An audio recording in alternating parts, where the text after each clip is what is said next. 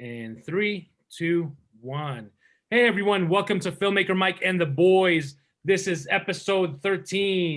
The boys joining me tonight are Sequestered Jester. Hello. Welcome back to Black Ninja. What are the three ninjas? Oh wait, no, those were red, yellow, and blue, I think, or red, yellow, and green. Yep. I'm going for the Kal-El. I'm going for the Jor-El vibe here in the Fortress of Solitude. Well, Jor-El didn't have a mask or a hat. Well, this one does. Okay, let me enjoy this. I'm telling you, dude. Like he's a bargain bin ninja guy. Like, and of course, I blend right in. What's up? How's everybody doing? And Kuya. Hi. I'm just laughing at Heart Ninja over here. I was like, I blend in and then like I come back, Oh my god. You look like Antifa. So, welcome back, I guess, officially to the regular episodes. Sequester. Like he never left. He just wasn't there at the emergency episode because he was getting beauty sleep. Yeah, He was rubbing one out. While we were chit-chatting away at like 1-2 o'clock in the morning. Yeah, I saw the group message and like at 4 o'clock, and I'm like, glad I didn't do that because I had to go to work. Well, if you remember, the proposition was at least stay for the Wonder Woman 84 bit, which lasted maybe like 30-45 minutes, and then 45 minutes. Yeah, I know, but hey, you don't get these dashing good looks by staying awake all night. What good looks? Or maybe is it because you're that hideous you gotta hide everything? the elephant man. All you guys get to see is these sexy eyebrows. That's all you get. Sorry, guys. But no, I liked what you guys talked about last episode. Kind of wanted to hype you guys up. Even though you guys trash talked me quite a bit, I still wanted to lies. Like we never talked about you at all. We didn't wait we waited a little bit till the end, so at least we had some manners. Yeah, we never mentioned you at all. We were just like, yeah, I didn't even get like Jester's not here right now, so he's gonna be missed. It was just like, yeah, we're just whatever. Well, I said Jester, and then Kuya said who? Yeah, I know. Yeah, I don't know. I didn't hear the podcast, so like I didn't. I could have said. I know. Kuya was the dick. He always is. So it was like Korath from Guardians of the Galaxy when Star-Lord says, "I'm Star-Lord," and then Korath's like, "Who?" Yeah. Man, Jester, man. Jester. Yeah. No. So. I listened to it. I really liked what you guys had to say, and I was bummed I couldn't be there. Sure. I swear. Bummed I was while really you sad. were dreaming of Boba Fett walking alone in the desert. No, I was. No, I swear, I was really sad I couldn't be there because I really did. But I liked your guys' take on everything. It was really enjoyable listening to you guys, and I really got hooked with the talk on the suicide awareness thing with what Zack Snyder's doing for his daughter, rest in peace. But it hits home a little bit, because I have some experiences with some of that stuff. So I was like, it was really nice to actually have like a few. I think you guys talked about it for like a good 10 minutes, and it was really good. It was really heartfelt. Like I could tell you guys were coming from a good place, that it's really important. And Wonder Woman 84, you guys talk on that. I'm really excited to see that come to HBO Max, even though I don't have it yet. So might have to change things on that, but you will. Yeah. maybe I'll pull a Kuya and be like, hey, Pinhead, you think I can get some of that? Oh no! I'm gonna buy HBO Max just because Oh, okay. Yeah. So, but it's just the Mandalorian. I'm like, yeah, is it really worth the money I'm gonna be spending? So, but again, I have friends that are very gracious and say, hey, you can borrow mine if you want to. Yeah. That's great. And I appreciate that, Pinhead. You are such a generous person. No problem. Yeah. unlike Ghost of Tsushima over here.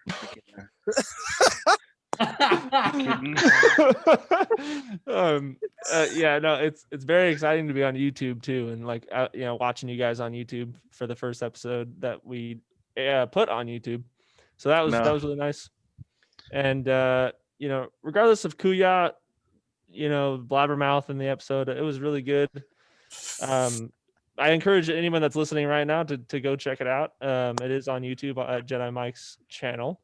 So please go check that out. It was really good. Yeah. We talked about Wonder Woman, we talked about other stuff, and we talked about something serious, which is kind of nice. Yeah. Totally. It was good. Yeah.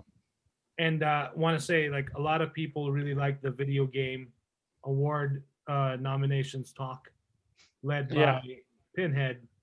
That was wonderful.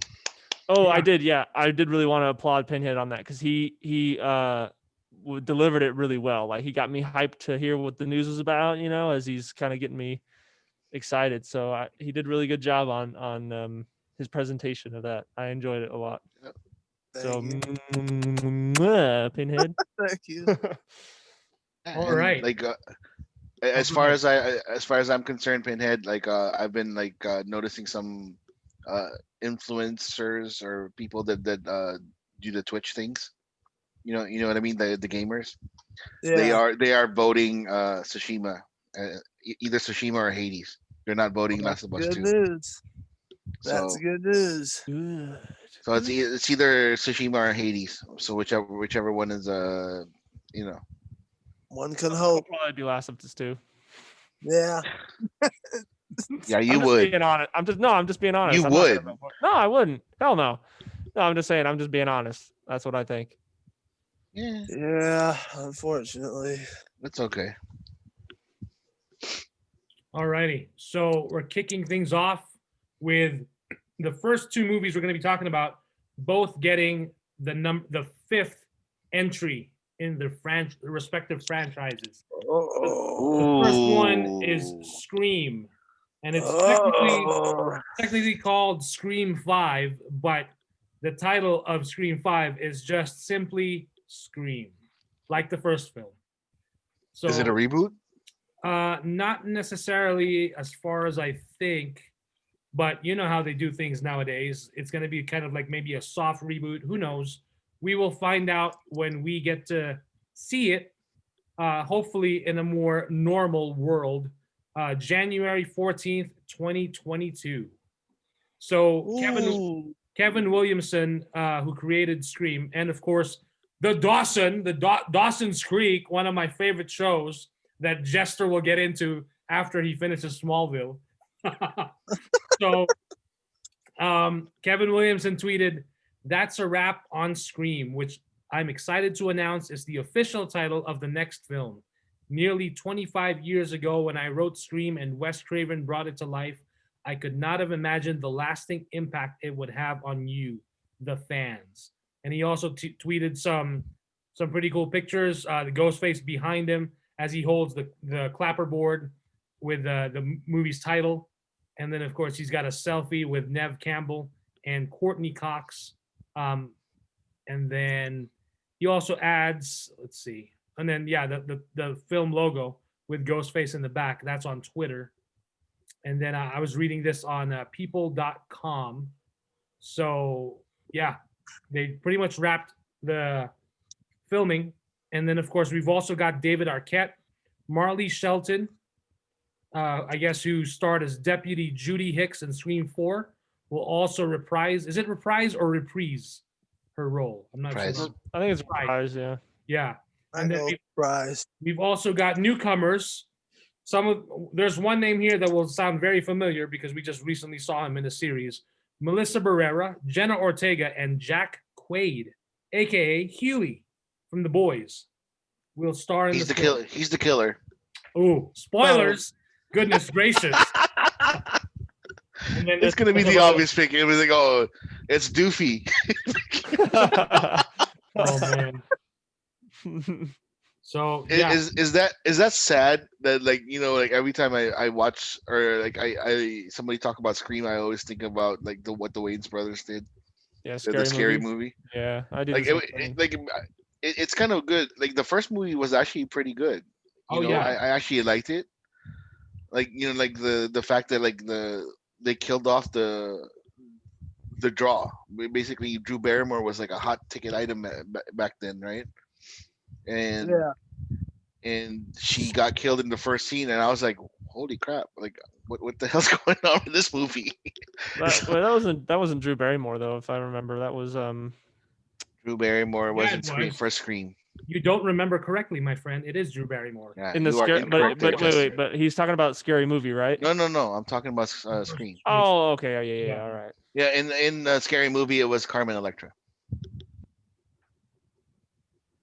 Okay. Correct. There was a moment of silence. Well, I was just like wait. Who is Carmen Electra? Yeah.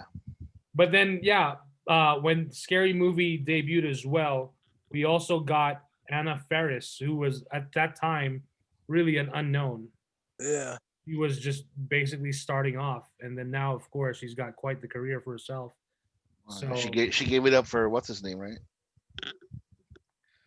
But they divorced. Pratt. Yeah. yeah. That kind of sucks, but So Pinhead, any thoughts on Scream 5 or technically Scream? the franchise. Scream 1.2, 1.5. I don't know. I have mixed emotions about it because, on the one hand, I'm glad that Scream could continue. And on the other hand, it's not. We've seen Scream done without Wes Craven before on MTV, Mhm. and it was garbage. It was garbage. There was no thought put into it whatsoever. It was just absolute trash. It was boring. It was uninspired, and I get worried that it's been wrapped. They're done. I get worried that this movie might be another one of those instances, and I really hope I'm proven wrong. But at the same time, they threw it in January, and January is the death nail.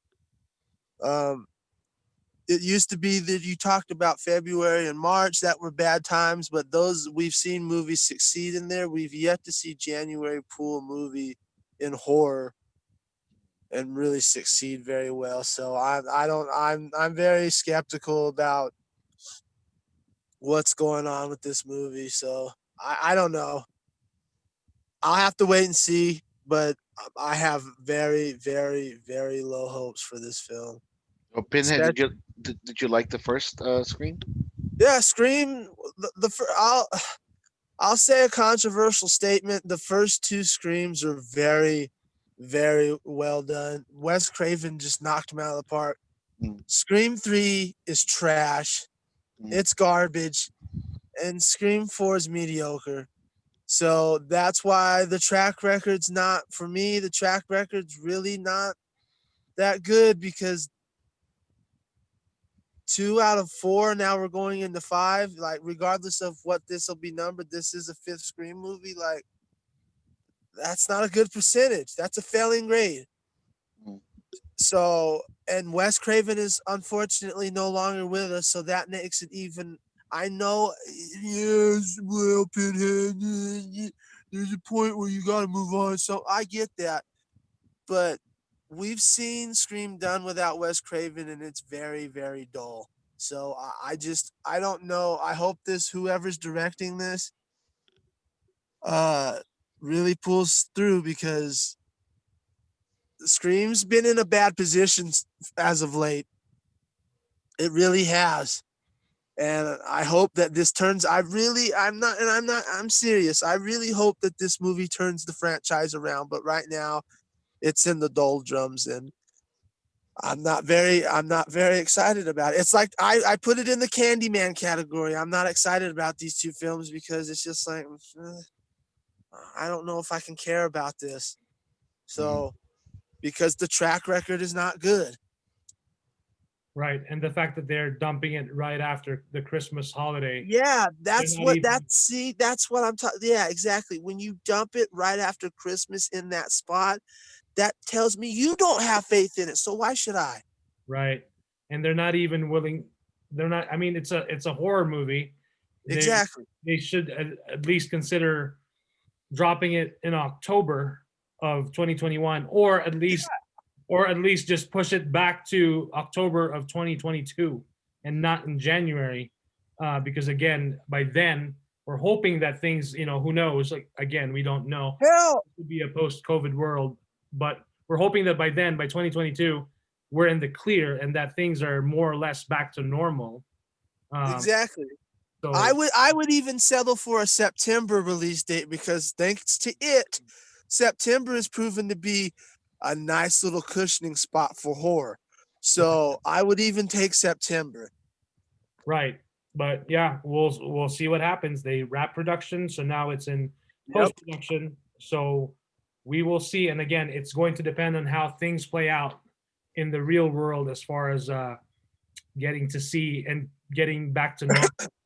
So moving on to the next topic, we've got another fifth movie in the franchise.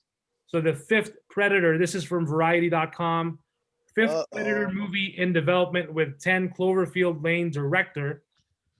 So it's Dan Trachtenberg. Yeah. So it says here, Disney's 20th Century Studios. Now we have to remember that they took off the Fox, so it's now 20th Century Studios. That's really weird to read. Yeah, it is. Developing a fifth Predator movie with 10 Cloverfield Lane director Dan Trachtenberg. Patrick Azin, whose television credits include the series Kingdom, Tom Clancy's Jack Ryan, and Treadstone, has been hired to write the script. So the 4 Predator movies have earned $443 million worldwide.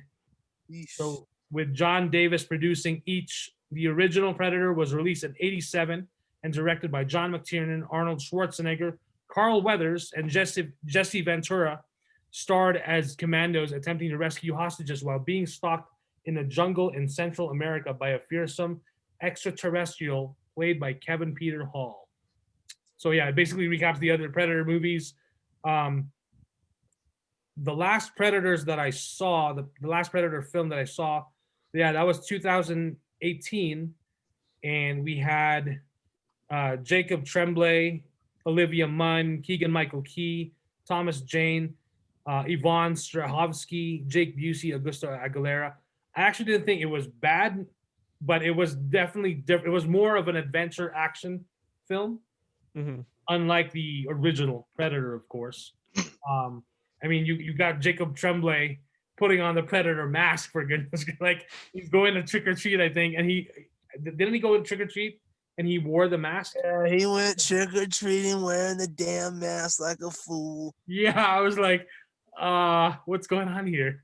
And then you can't forget Iron Man Predator, because that was the highlight of the whole movie, of Iron Man Predator. I'm like, Jesus Christ.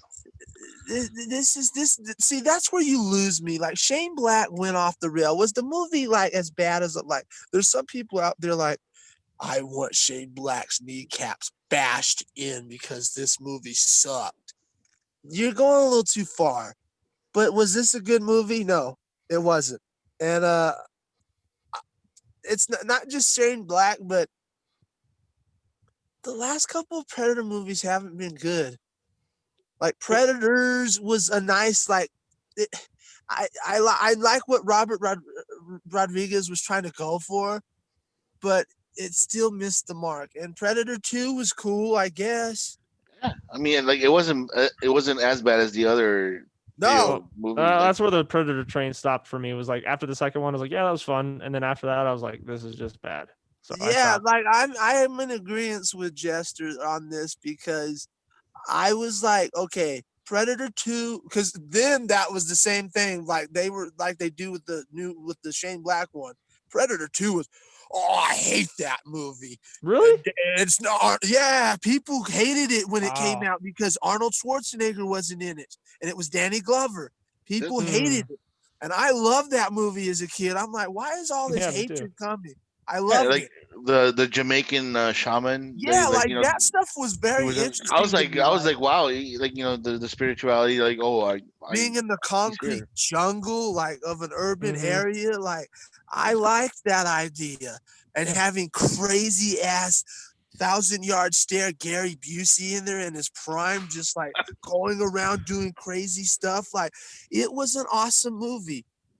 Yep. And then they fell off the rails. And when you talk about Alien versus Predator, They then don't you count that at all, right? I know, but I'm counting it because it did exist. Yep. And when you put that in, I don't care if it's canon or not.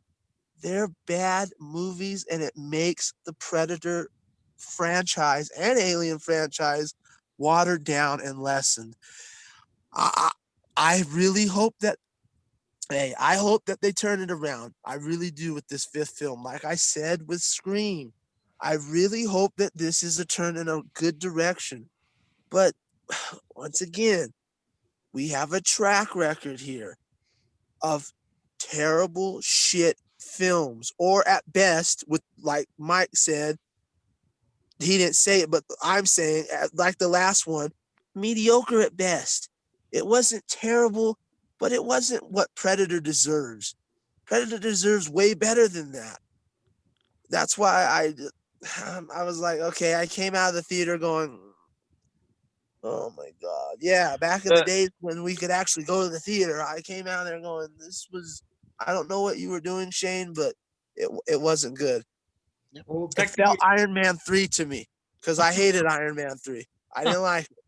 And that's what that Predator felt like to me. So I'm very scared that they're going to continue down that path. well, I hope they technically, don't. yeah. So technically, you can still go to the theater, at least here in our area. But of course, not a packed theater like the good old days. Oh, yeah. So the last Predator film was the one directed by Shane Black. Yes. Yeah. Oh, okay. Yeah. So I guess all we needed was what's his name, Mandarin, Trevor Slattery, Ben Kingsley to come out and be like, I'm Trevor Slattery. I'm an actor. So yeah, there's no word yet if they're gonna call this film Predator 5 or just Predator, like the first one. It'll be like Predators.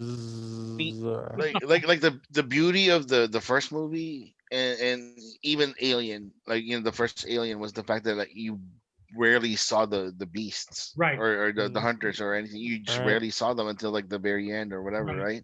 And it Yep. added to the mystery. It added to the tension and it added Right. to the like the scare factor, and then that Exactly. was the beauty of it. But like freaking like now like all I see is the Predator CGI shit, and I was like, really? Yeah, I really need more of a, Dylan, you son of a bitch. And then, Dylan.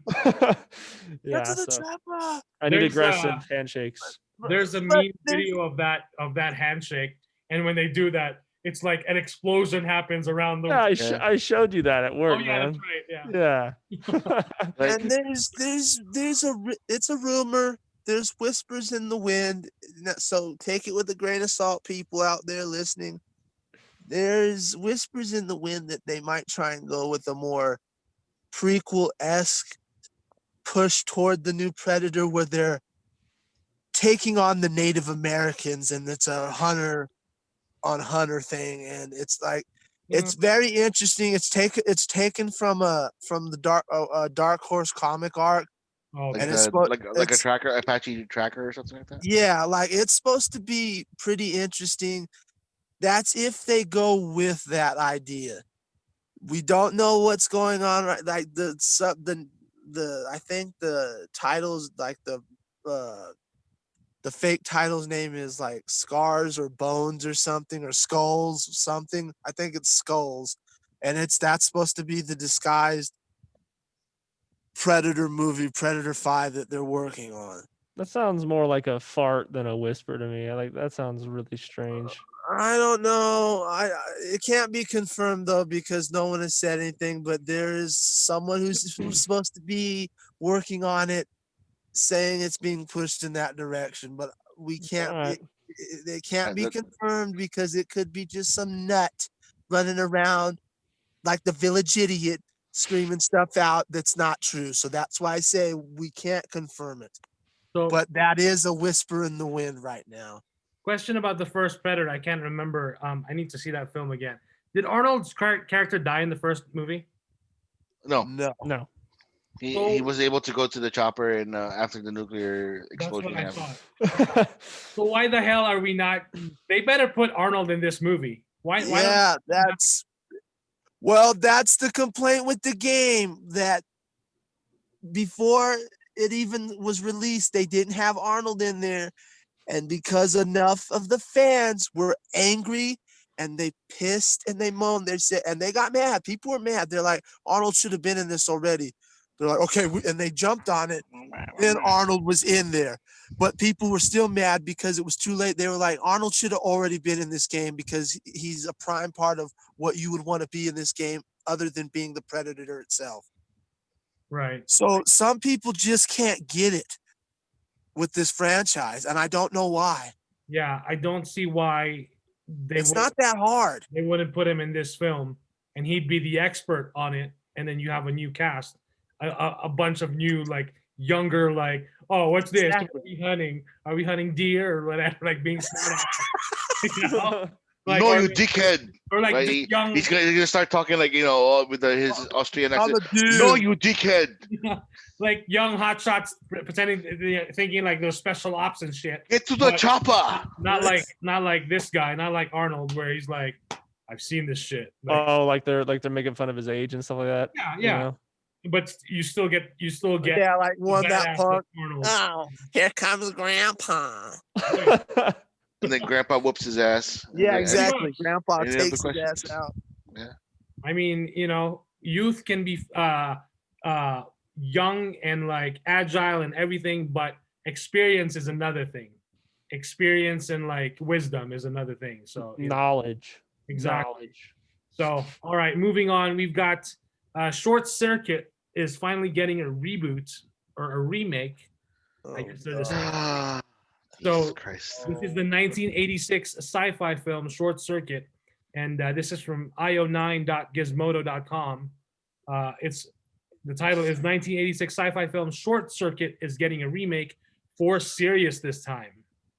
For serious this time. For serious this time. Ow. That's kind of an interesting What are choice you, to Nolan and the Dark Knight? Like, put in the title. Yeah, so it says here, as reported by Deadline, Short Circuit is getting a remake courtesy of a collaboration between Spyglass Media Group and Project X Entertainment. The two companies are also working on the Scream remake. So the remake will be a family film with a screenplay by the writing team of Eduardo Cisneros and Jason Schumann. Cisneros has written Instructions Not Included, and Schumann wrote Half Brothers. According to Deadline, the two were hired to put a is it Latinx or Latinx twist on the screenplay, which presumably means the film will be written through a lens of Latinx cultural experience for Latinx actors. So the original, Latinas, and whoever. right?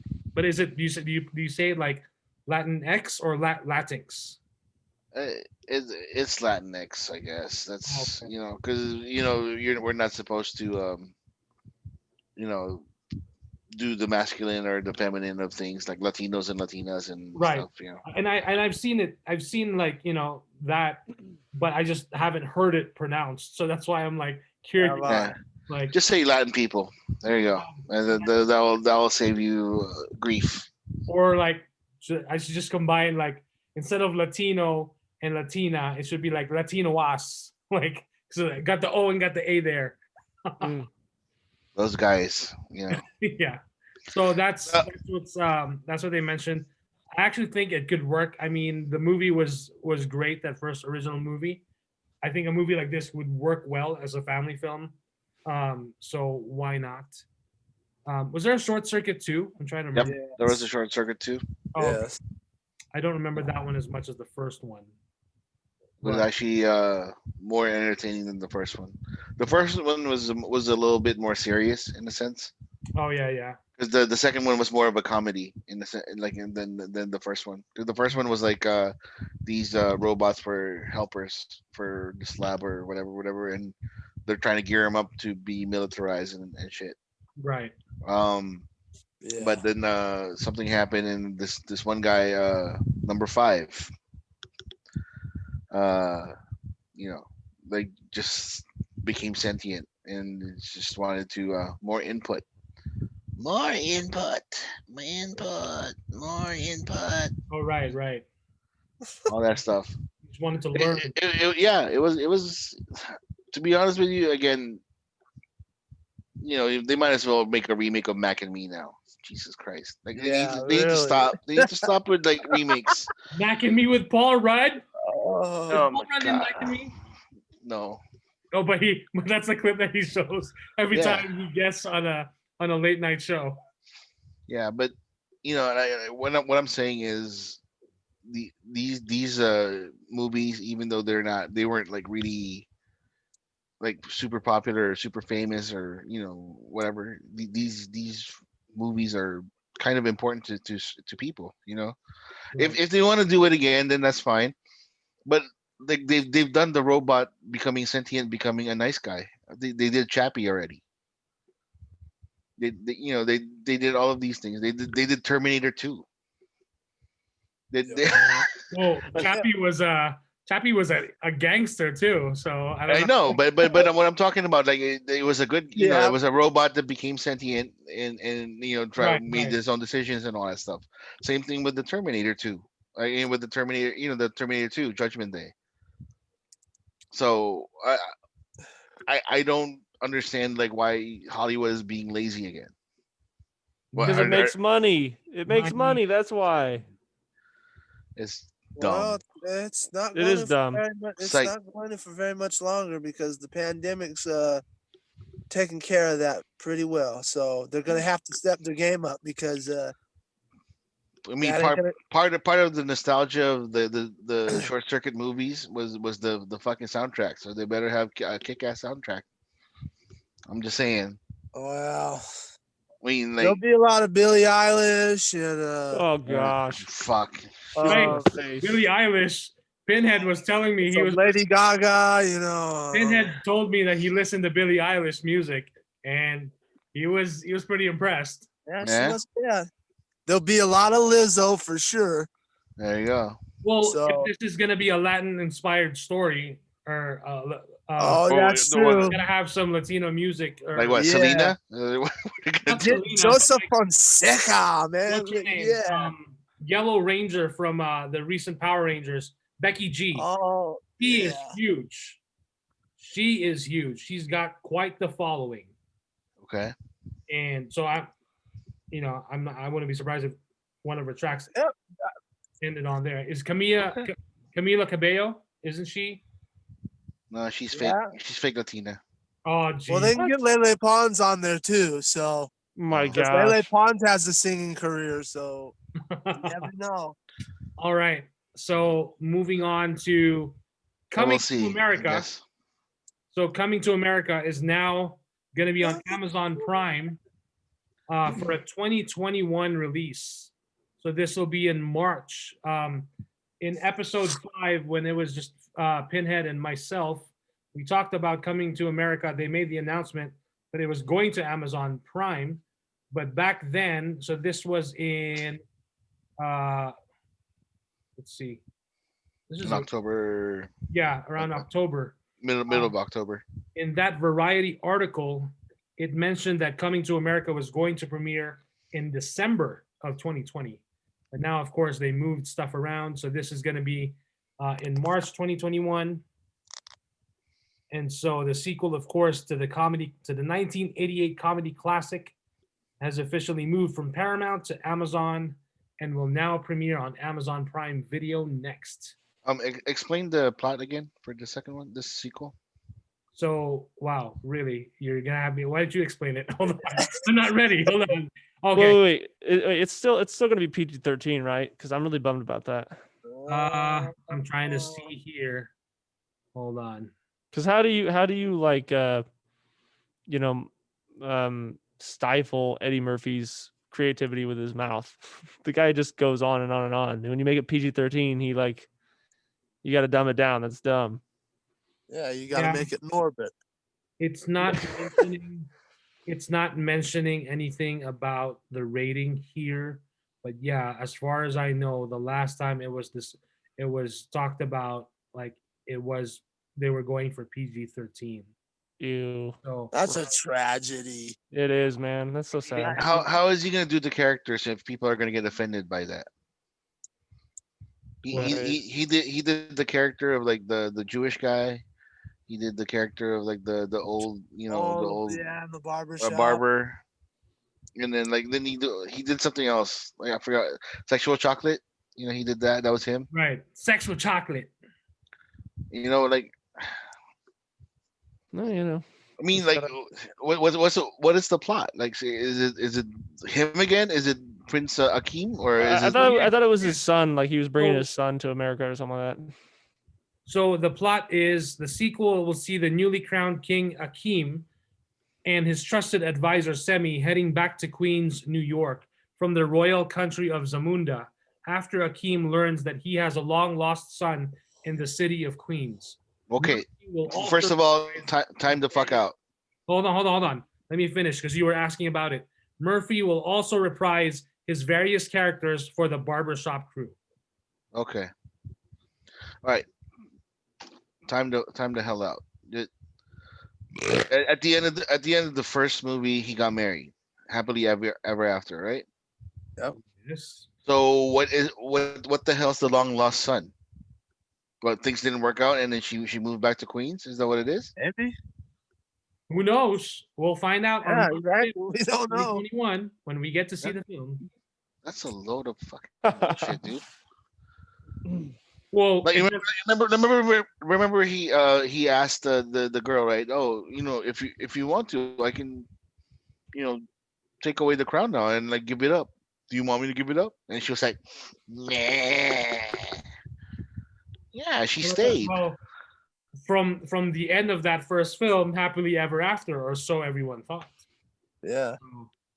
Maybe the royal life wasn't. Wait. Girls are not like they don't want that happily ever after with the prince in their own kingdom. You don't know. That's what it is, It could have been she got assassinated, shot in the head, and then he was depressed, had a bender, and screwed a girl in Queens somewhere, and he didn't know he had a kid. Yeah, but Pinhead, this is a PG-13 movie. That's not gonna happen. Or it could just be mentioned. True. I keep forgetting we're making this PG-13. So, but hey, if you look at real life, Meghan Markle was part of the royal family, and so was Prince Harry. But they're like, nope, we're done with this life. So because the Queen hates black people. I mean, no, not the Queen. All the other bits. Have you seen The Crown yet? She hates a lot of people. She hates a lot of people. You guys haven't seen The Crown then? Oh, yeah, she hates a lot of people. Really? Let's just say that. I'm not excited about this movie, but because it's Eddie Murphy and because it's about a movie that I absolutely loved when I was growing up, I will watch it. Am I excited? Am I afraid that it'll bomb? Of course, but I will watch it just like every other Eddie Murphy movie that I've seen, even Norbit, even that Pluto Nash. Woo. Oh my God! So it continues here. There's a quote from trying to see who says this quote. Anyway, it says here, "What could be better than a return to Zamunda?" Producer Kevin Misher said in a statement, "We are so excited for Amazon Studios to bring Eddie Murphy and Coming to America to a worldwide audience where they can laugh again with characters they have loved for 30 years and meet new ones that they will love for years to come." Mike, let me ask you a question. Yeah. Weren't those characters that we loved, weren't they in a rated R film? Yeah, they were. Oh, that's right. I mean, like I had to make sure. Good morning, New York. Right? Good morning, New York. How are you, my neighbors? Hey, fuck you. Yes. Fuck you too. The last movie I saw with Eddie Murphy that was PG-13 that he legit like made me laugh in was Tower. I think with Ben Stiller, where they're robbing the Tower the pet- Heist. Tower Heist. Yeah, thank you. Yeah, Oh, okay. like he made me laugh pretty. He made me laugh Oh. pretty good in that one. So I- Right, go watch his Netflix movie, the one about Dolomite. That's a great movie of Okay. Eddie Yeah. Murphy. Yeah, I love his stuff. I'll check it out. I need to finish that one. I didn't get to finish it, but it's quite fascinating. It's a great fucking movie. Yeah. So I did a quick Google search. You can say the F word in a PG-13 movie Once. as long Yeah. as there's a disclaimer, as long as it's in a non-sexual context. So F you. Yeah, but that's what's gonna happen. No, And in then the it goes- barbershop alone, he's gonna be saying like, he's gonna say the F bomb like crazy. They're gonna be talking about, oh, who's the greatest fighter now? Not Mike Obviously Tyson. not. It's gonna be Manny Pacquiao. Are we gonna be saying, Not oh, it's in a Manny Pacquiao? PG-13 movie. Oh, it's Floyd Mayweather. No, it's Manny Pacquiao. No, wait, man, fuck you. Who's No, next? not in a PG-13 movie. Yeah. See, they can't even do that. So we're doing that. How are they gonna do a classic scene like that, man? Come on. They're not going to. They can't. This is the new classic. You know, what about Soul Glow, man? What about it? Remember, You can do remember so- that song? There's remember no that song? cursing in the song, No, but it was classic stuff. so they can still do it. What's wrong with that? No, not with the. But anyway, whatever. All the offensive. They can probably do like dreadlocks or something, or dreads, or. So let's see. I did another search here, as far as the rating of the film. So the first thing that came up is it says, so this is from October 18, 2020. While not as hard-edged and profane as Murphy's stand-up specials, Raw and Delirious, Right. Yeah. both of whose Yeah. uncut originals would likely be denied any rating by the 80s era, Coming to America is an R-rated comedy whose content would have been compromised by a switch to the necessarily neutered PG-13 rating. So this is from Screenrant.com. The title of this article, it says, Coming to America's move to Amazon can fix the sequel's biggest mistake. And of course, that's the whole rating. So Yeah, again, they can just make it like a TVMA, right? Because it's Amazon. Or something like that. Or you can just make it mature. right. Yep. But again, like, I'm not seeing anything as far as that updated rating or anything. What So- do you think, Jester? I think it's gonna suck, but that's just my opinion. I haven't seen it yet, so you know I'll watch it, you know, because I like Eddie Murphy, but I'm not look like that's why I said it when watching Tower Heist, like he made me laugh without going like crazy, like his you know he was just cracking jokes all the time, and so I think he could do it, but it's difficult when you've already got like a foundation like the first one, and then you come in and then dumb it down. So like I think that's where they're screwing themselves over, but you know that's just my opinion. Yeah. Yeah. I mean, it's just the same as the other extreme, as if like your movie was all wholesome and you had a good time, and then the sequel, everybody's like dropping F-bombs and people were getting cut open and Right. explosions. It's the same difference. So Exactly. why you wouldn't do that for that? Why are you doing it for this? Exactly. Yep. That's nonsense. Hmm. Right. So again, if I'm not mistaken, in episode 5, when Pinhead and I were discussing it, unless there is a lot of material that they shot that they can insert, or they can, you know, but then that's going to require like a complete overhaul as far as the tone of the film. If they were already going for that PG-13, you know, Yeah. who's to say that they could easily, you know, basically make over the film for an R cut? I mean, who knows? So, but yeah, I'm not seeing anything as far as an update on that rating. It'd be kind of cool if they mentioned Wakanda, like in the Zamunda thing. Yeah, I don't know. That'd be fun. Maybe. I mean, Like as, long, their neighbors, then their neighbors up north, the tech geeks. as long as they don't get charged by Disney for like, hey, that's $500,000, bitch. Like you can't. You Well, know, that's a guaranteed. Of Yeah. course, you're gonna charge That's for that. true. right. You And can then- afford it, Bezos.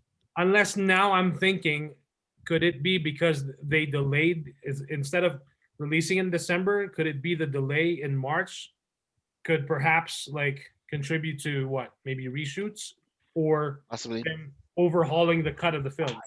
Hope And maybe so. possibly because when fans found out that it was PG-13, people They there were might have in been some uproar. backlash. Yeah, Right. So, 'cause and just, everybody loves those R-rated Eddie Murphy movies, man. Like 48 Hours, another 48 Hours, Trading Places, Beverly Hills Cop. Beverly Hills Cop 1, 2, 1 and 2, but not 3 because 3 was Yeah. PG-13. So right. All right. So moving on, I'm sure we'll hear more about Coming to America within the next few months as we get closer to March. So this one is from IGN.com. The Last of Us gets a series order from HBO. So Joel and Ellie will hit the small screen. It says here HBO has officially ordered a series based on The Last of Us, Pinhead's favorite video game. the franchise. first video game, not the second one. Well, see, now here's the First one. problem because isn't Neil writing it? Yep. So here's the big boo boo. His ego is so big right now that now that he's writing the movie, he's gonna be like, oh yeah, I'm gonna write all this. I'm gonna ruin this story. I'm gonna ruin that story. I'm gonna make this bad. Like he's just gonna be so hyped up on his own ego. He was not gonna write a good story like he wrote the first one. Well, I mean, we'll have to see what the VGAs show, because if that miracle happens where the gust of wind gets taken out of his sail, maybe his ego will be dropped down a little bit from that. That it didn't win Game of the Year. The fans have spoken that, like, your direction garbage. sucks balls. You're garbage, Neil. The fans Like, have spoken. I'm not taking away his writing. I just because the first one was great, and I loved the first one, and I hope that he takes the first one's roots and makes it into this awesome HBO show. But if he rides his waves off of the second one, then I don't know, I'm afraid. That's I really hope he goes I hope he goes the route of what Watchmen did. Then I give him respect, because the fact of the matter is, if we follow his route that we're going down the way, we'll have to get to the Abby moment. So I'd just rather he do some left field stuff like they did in Watchmen and make a show off of that instead of just going off the game, because he's already screwed the pooch. Like, make a story about the Fireflies. Yeah, I don't know. That's fine too. Yeah, that'd be cool. And then, like, like in the background, like, like these Fireflies are like trying to hunt this old man and this little kid, and they have no idea why. Then all of a sudden, in the shadows, they get picked off one by one. You know what I mean? But at the same time, I want to see a live action Ellie and Joel. Like, yeah. But do you guys know how many hours the cinematic things in the first video game? Do you guys remember? Well, like how many like cinematic 10. scenes are you talking about? No, it's like like 10 hours, right? somewhere around there, because the game's like whatever, Okay, so I think it's like a 10-hour cinematic. Like, I know what you're talking about. I think it's like 10 hours. so just go off of a little bit of that, twist it if you need to. Just be but be creative about it. You should be golden. Like Jester said, I'm worried. I really am, because of his ego. Like, he's right. Because of his ego, he can't control himself. If he, because I can't be for certain. I think he is writing. I don't know. Well, hold on. So about the writers, so it's Neil Druckmann. Yep. And Chernobyl writer Craig Mazin. So Druckmann will also be executive producing the series alongside Errol Strauss, Chernobyl, and Game of Thrones. So, as well as Naughty Dog president Evan Wells and PlayStation Productions Azad Quizilbash and Carter Swan. That means he'll have. That means that Neil has control. That means he'll have more say than the other writers who are working on it. That's what scares me. Like, I don't like him having that much power. I get it. He created that, but oh God, I don't know. This scares me. Like Jester said, this scares me because his ego is. If you guys want his ego to go down, make sure you guys vote against the game. Or that. That's why I said the VGAs. That's why I said the VGAs will have to people will have to have that miracle happen where Hades or ghosts win, because if that happens, that ego's gonna get cut down to at least 48%, and that's a good chunk. Or it could go the other way, and he'd be like, I lost. I never lose. I have control of this show. So, Yeah. No, people are still gonna watch it. I'm gonna watch course the first they are. episode. I'm gonna watch the first episode of I'm gonna do what I always do. I'm gonna give it 3 episodes, and that's it. And if it doesn't impress me, it's getting Das Boot out the door. Oh, you do 3? I have to, because it doesn't matter if the show is great or bad. Like most pilots suck. Like it doesn't matter what. Like there's very rare where that show goes, boom, this pilot's awesome. So I have to give it 3. Because the first episode, the first episode is a pilot, and you're like, man, we're feeling our oats. The second episode, they're out there and they're like, okay, we've gotten through the pilot episode, we've gotten through the kinks and the creeks and all that. Now let's go through that. Now let's start character building. By the third episode, that's when you really start getting this is where they're going. Yeah, exactly. From episode 2, did they grow from where we were at in episode 2 and 1 to right here? By 3, if they haven't, they're not going to. They're not going to by 4, 5, 6, 7, whatever. They're just not going to do it. That's the track record show. We've seen it in track records of other shows. So that's why I say I give it 3 episodes. And if you don't impress me by the 3rd episode, maybe if I'm being kind-hearted and it's the Christmas season, I'll give you 4. But no more past 4. If you can't get past that, you're getting Das Boot out the door, because I don't want any more of it. So I'll give it 3 episodes, and if by then, if it doesn't impress me, you're gone. You're gone. So it says here, Craig and Neil are visionaries in a league of their own, said Orsi. With them at the helm alongside the incomparable Carolyn Strauss, the series is sure to resonate with both diehard fans of The Last of Us games and newcomers to this genre-defining saga. Chernobyl was good, yeah. So Chernobyl was awesome. It was phenomenal. Yeah, and then it also says, according to HBO's announcement, the series will focus on the events of the original The Last of Us game, which sees Joel and Ellie smuggling themselves out of an oppressive quarantine zone and traveling across a post-apocalyptic United States. HBO says that the series will be available on both the HBO channel and to stream on HBO Max. Last we heard, Mazin is a self-described Last of Us fan, assured fans in a BBC interview that he hopes to expand upon the series rather than undo any part of it, including Ellie's sexual orientation. Wow. So there you go. The Last of Us coming to HBO. I mean, this has been... And buddy, yeah. On a side note, he doesn't need to worry about unraveling it because Druckmann already did that. So. Yep. I hope they get the clickers right. Right, Pinhead? Oh, I did too, because those are... If they do them right, like, those can be very, very creepy, terrifying. Like that clicking God. It just creeps me out just thinking about it. If they do it right, it can be very terrifying. Yeah. But once again, we got the factors that we have. Thank you for reminding me. The only hope I have is the Chernobyl factor, because Chernobyl was a phenomenal miniseries. It was awesome. Yep. So we'll see. We'll hopefully Druckmann would be kind enough to be like, hey, you know what? I'm tired of writing. Why don't you write this? Well, hopefully someone gets the choke chain on him and has him on his leash so that he won't. Probably not gonna happen. He's the EP, so exactly. That's why when I heard the writers, I was like, okay. But then when I heard the EP, I was like, it's over. There's just this is my show. Yeah, it's my way.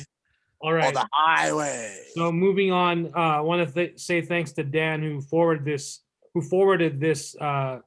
next topic we're going to be talking about. So the Resident Evil movie reboot. This is from Game Informer magazine on Instagram, and they pretty much have new images from the set of the new Resident Evil reboot. So there's a Stars helicopter, and then a raccoon. You got the logo of Raccoon Police Department, RPD. I don't know if you guys can see that, but it's on Instagram, Game Informer magazine, and then it's also the original. So the images were actually posted on the @ROE network. Resident Evil. So no more Alice. I'm not sure. It's a remake, right? So no. Yeah, Alice is supposed to have nothing to do with this, if the stories are correct. Interesting. Okay. So you've got the official cast here. One of the Instagram posts on the ROE network. There's no names for the actors, but you've got screenshots with the characters. I guess that's Leon. Thing, and that's an Amel, Stephen. Well, these are all crappy actors, man. Robbie Amell. Wow, Jess just want to talk. That's looks like Luther from Umbrella Academy. That one's good. Okay, yeah. Oh, he's Wesker. Looks like it. Yep. Oh, fucking Christ. And then there's this guy, who everyone. Oh, that one's good too. Yeah, that one's good. Yeah. Oh, yeah. These are crappy actors. Well, they all. Oh, fucking shit! I'm not even done saying shit, and then you guys is like interrupting and like, hold on, let me read the fucking article. Calm down. Wesker needs to be like German or Scandinavian or something, man. Well, and just to clarify for you, Mike. Yeah, you did ask, and you when we were talking about this at work, you did ask about the Netflix. That you remember there was going to be a TV series. Right. There is a TV series in the work. I looked it up and researched it. As of October, the biggest update was, yes, they're going forward with a Netflix Resident Evil series, and it's supposed to be based around Wesker's children. So it is going forward. So there is a series coming, just to answer your question on a side note, since we are talking about Resident Evil.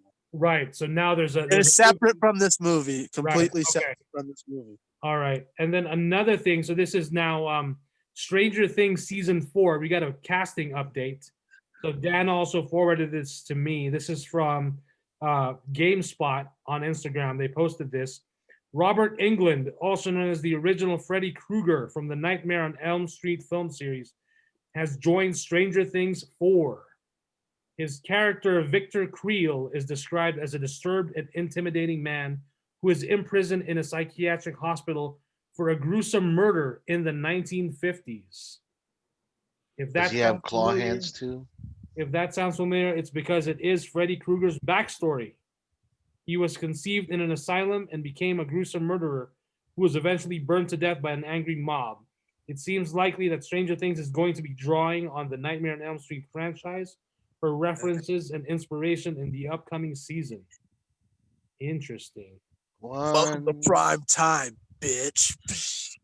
Yes. 2, Freddy's coming for you. 3, 4, Freddy's at the door. I am extremely excited about this because finally it's something that I can be like, all right. I like Stranger Things. I love it. I think it's a fantastic show, but this will be that one thing where I'll be like, all right, Robert, you're here. You're doing so. I hope he has a significant part in it too. Not some bullshit. He's in here for 10 minutes and then we never see him again. He gets killed in the Upside Down or something. Right? Yeah, like boom. If that's the case, then who cares that you even announced this? Seriously, I don't care. But if he has a significant role, I'll be excited about it. Right. We've got some a bunch of horror content in this episode. I know this is making my day. Like I'm sitting here like this is like the Halloween version of oh wait, it's Thanksgiving. Are we in the Upside Down? Like okay, so I just went to the official Instagram account of Stranger Things, and they did the cast members announcement. So a bunch of them, not just Robert Englund. We've also got Eduardo Franco, also known as Argyle, a fun-loving stoner pizza delivery boy and Jonathan's new best friend. And all the images are, of course, upside down. We've got Jamie Campbell Bauer, also known as Peter Ballard, a caring man who works as an orderly at a psychiatric hospital. Sherman Augustus, aka Lieutenant Colonel Sullivan, a no-nonsense man who believes he knows how to stop the evil in Hawkins. Mason Dye, aka Jason Carver, a handsome, rich athlete dating the most popular girl in school. Who is the popular girl in school now? There must be a new. Probably L. Well, didn't she move away? She moved away, right? So. Oh, maybe she in that school. She's the popular girl. You know what I mean? Maybe. So, and then we've got Tom. Seems like Tom Laschiha, also known as Dmitry, a smart and charming Russian prison guard. Nikola Dujriko, aka Yuri, an unpredictable Russian smuggler who loves bad jokes, cold hard cash, and crunchy style peanut butter.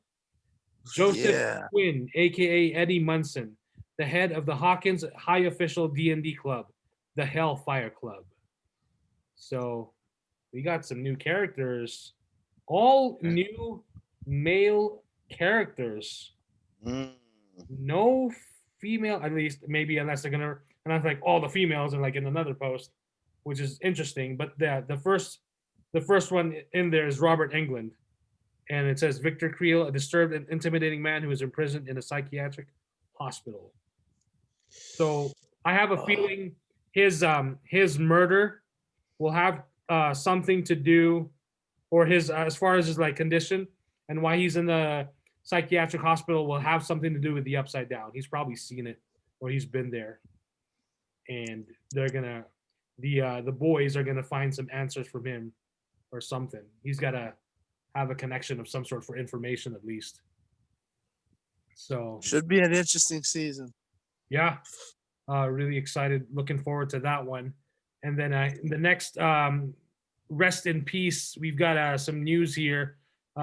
We unfortunately lost Kirby Morrow. He's a voice actor from Gundam Wing, Dragon Ball Z, and Inuyasha. This is from news.avclub.com. So Kirby Morrow, whose list of voice credits is truly staggering, has died. No cause of death has been given, but a representative for Morrow did confirm the news. Among his lengthy of list of credits are memorable runs on the English dubs of Gundam Wing, Inuyasha. He played the soft-spoken pilot Troa Barton and playfully creepy traveling monk Miroku, respectively, as well as appearances as Goku in the later episodes of the original Ocean dub of Dragon Ball Z. He also had a recurring role as Dave Kleinman on Stargate Atlantis and recently reprised his role as Miroku in the Inuyasha sequel series Yashahime, Princess Half Demon. Morrow was 47. So rest in peace to a voice acting legend. And yeah, he also voiced, he played Cole throughout the Lego Ninjago series, Anakin Skywalker in some Lego Star Wars projects, Cyclops and X-Men Evolution, Tony Stark and Ultimate Wolverine versus Hulk, and Eternals. Yeah, it keeps going. Transformers, Cybertron, he played Hotshot there.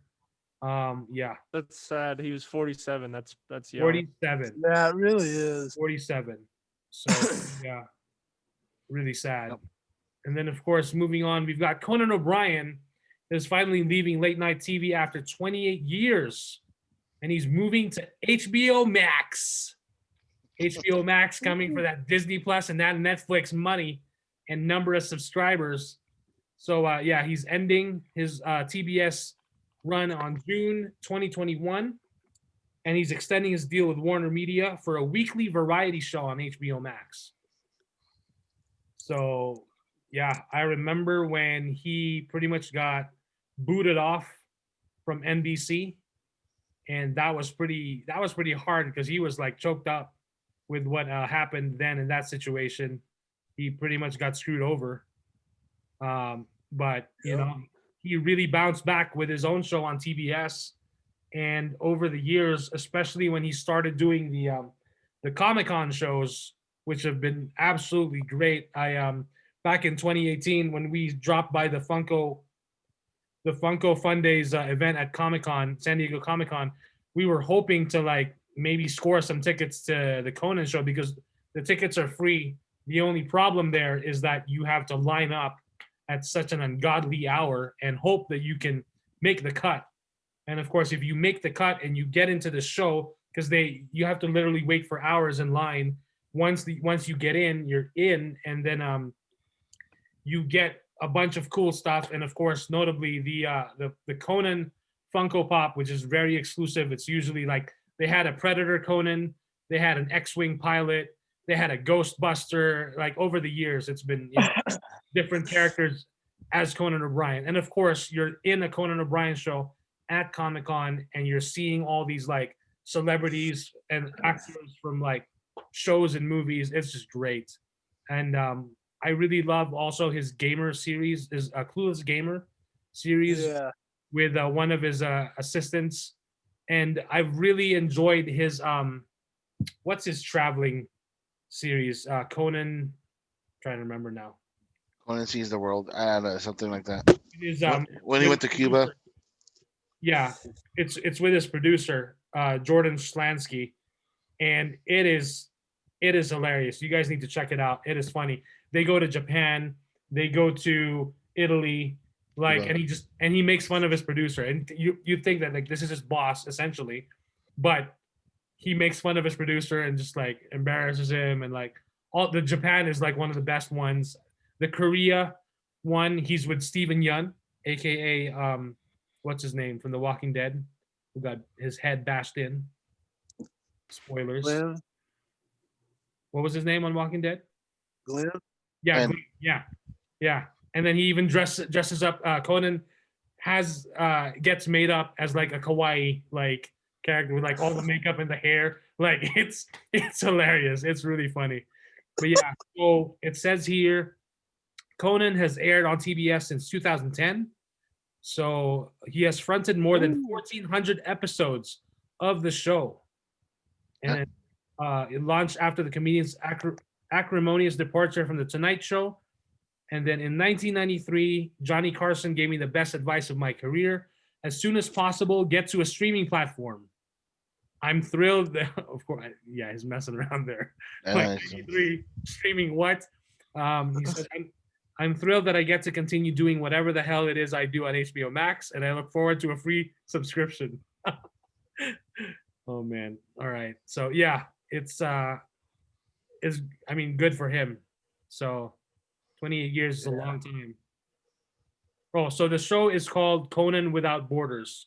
So just search for that on YouTube and enjoy, because it's great.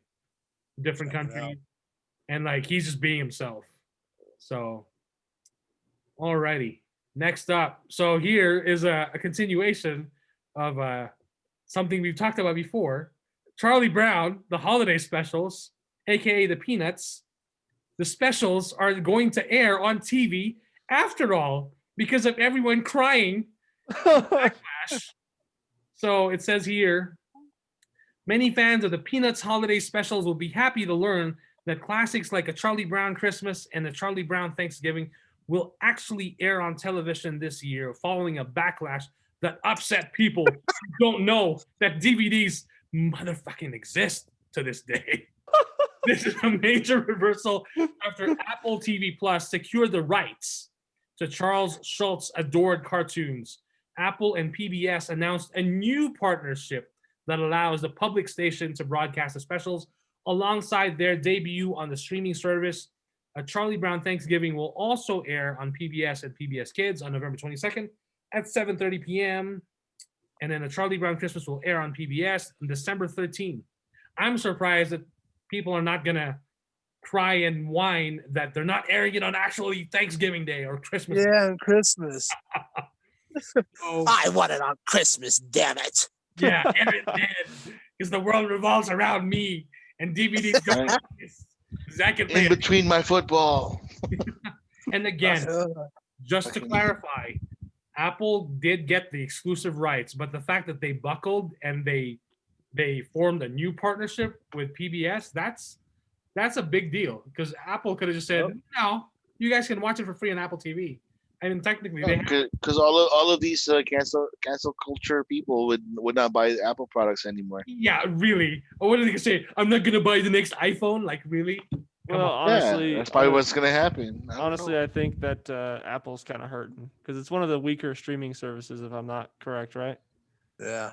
So they might be hurting for some clout kind of thing, you know. Some eyeballs. That is true. So, all right. So yeah, for the last 20 years, ABC has been the home of the beloved Peanuts holiday specials. So also, if you guys know, ABC is owned by Disney. Yep. The fact that Apple pulled the rug out of the Peanuts franchise from them, they're like, it's ours now. So that's really interesting. But hey, again, it's going to be on TV for all the people that can't stop whining and crying because that I don't watch every year. It's going to be there. But I want to see penis. Yeah. Right, Mike. I want to see penis. Yeah. Sure.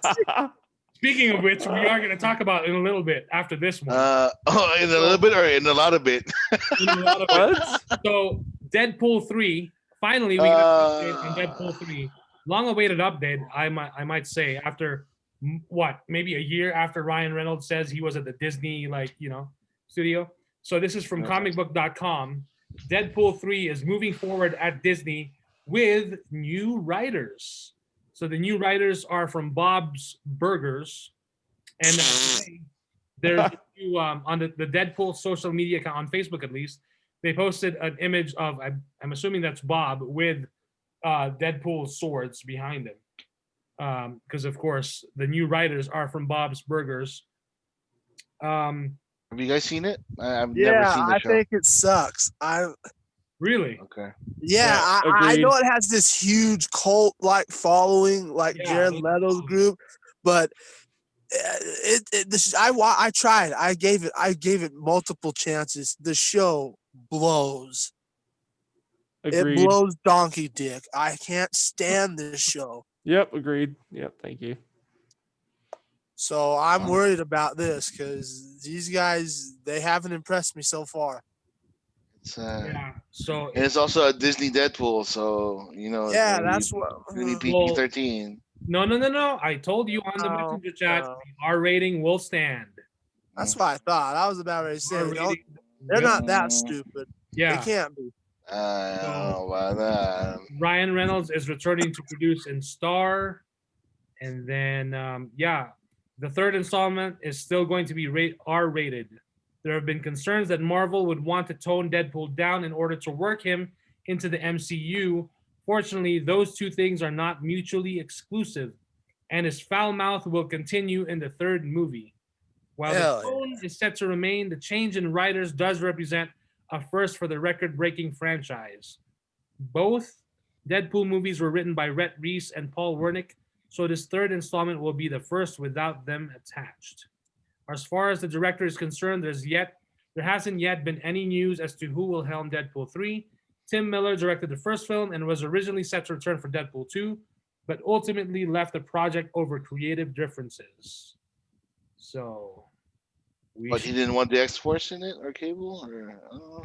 Well, I mean, it's interesting that he left for the from the second film, since the first film was such a huge hit, So we shall see. And now moving on, and he went on to do such a great movie after that. So Terminator, Genesis, isn't it? Is it Genesis? Dark Fate or Dark Fate? Dark Fate. I'm so confused now with all the Terminator films. Aren't we all?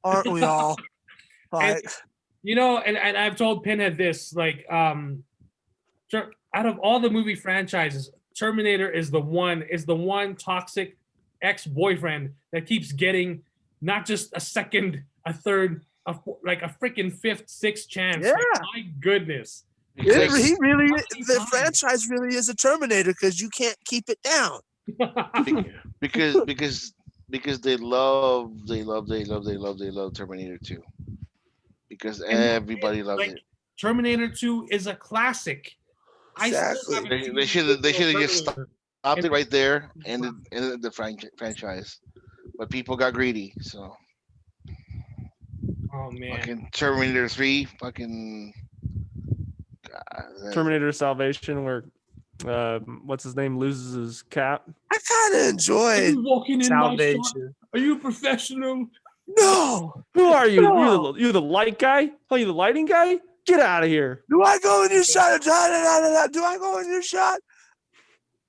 Oh, I Yeah, do want to mention there is a video clip that I saw of Dennis Quaid going off at someone in like they were filming a movie and he was like in the background and he got distracted and he was Dennis Quaid.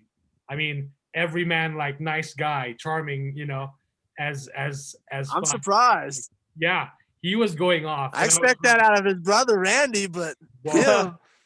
Whoa. That's crazy. But then Wow.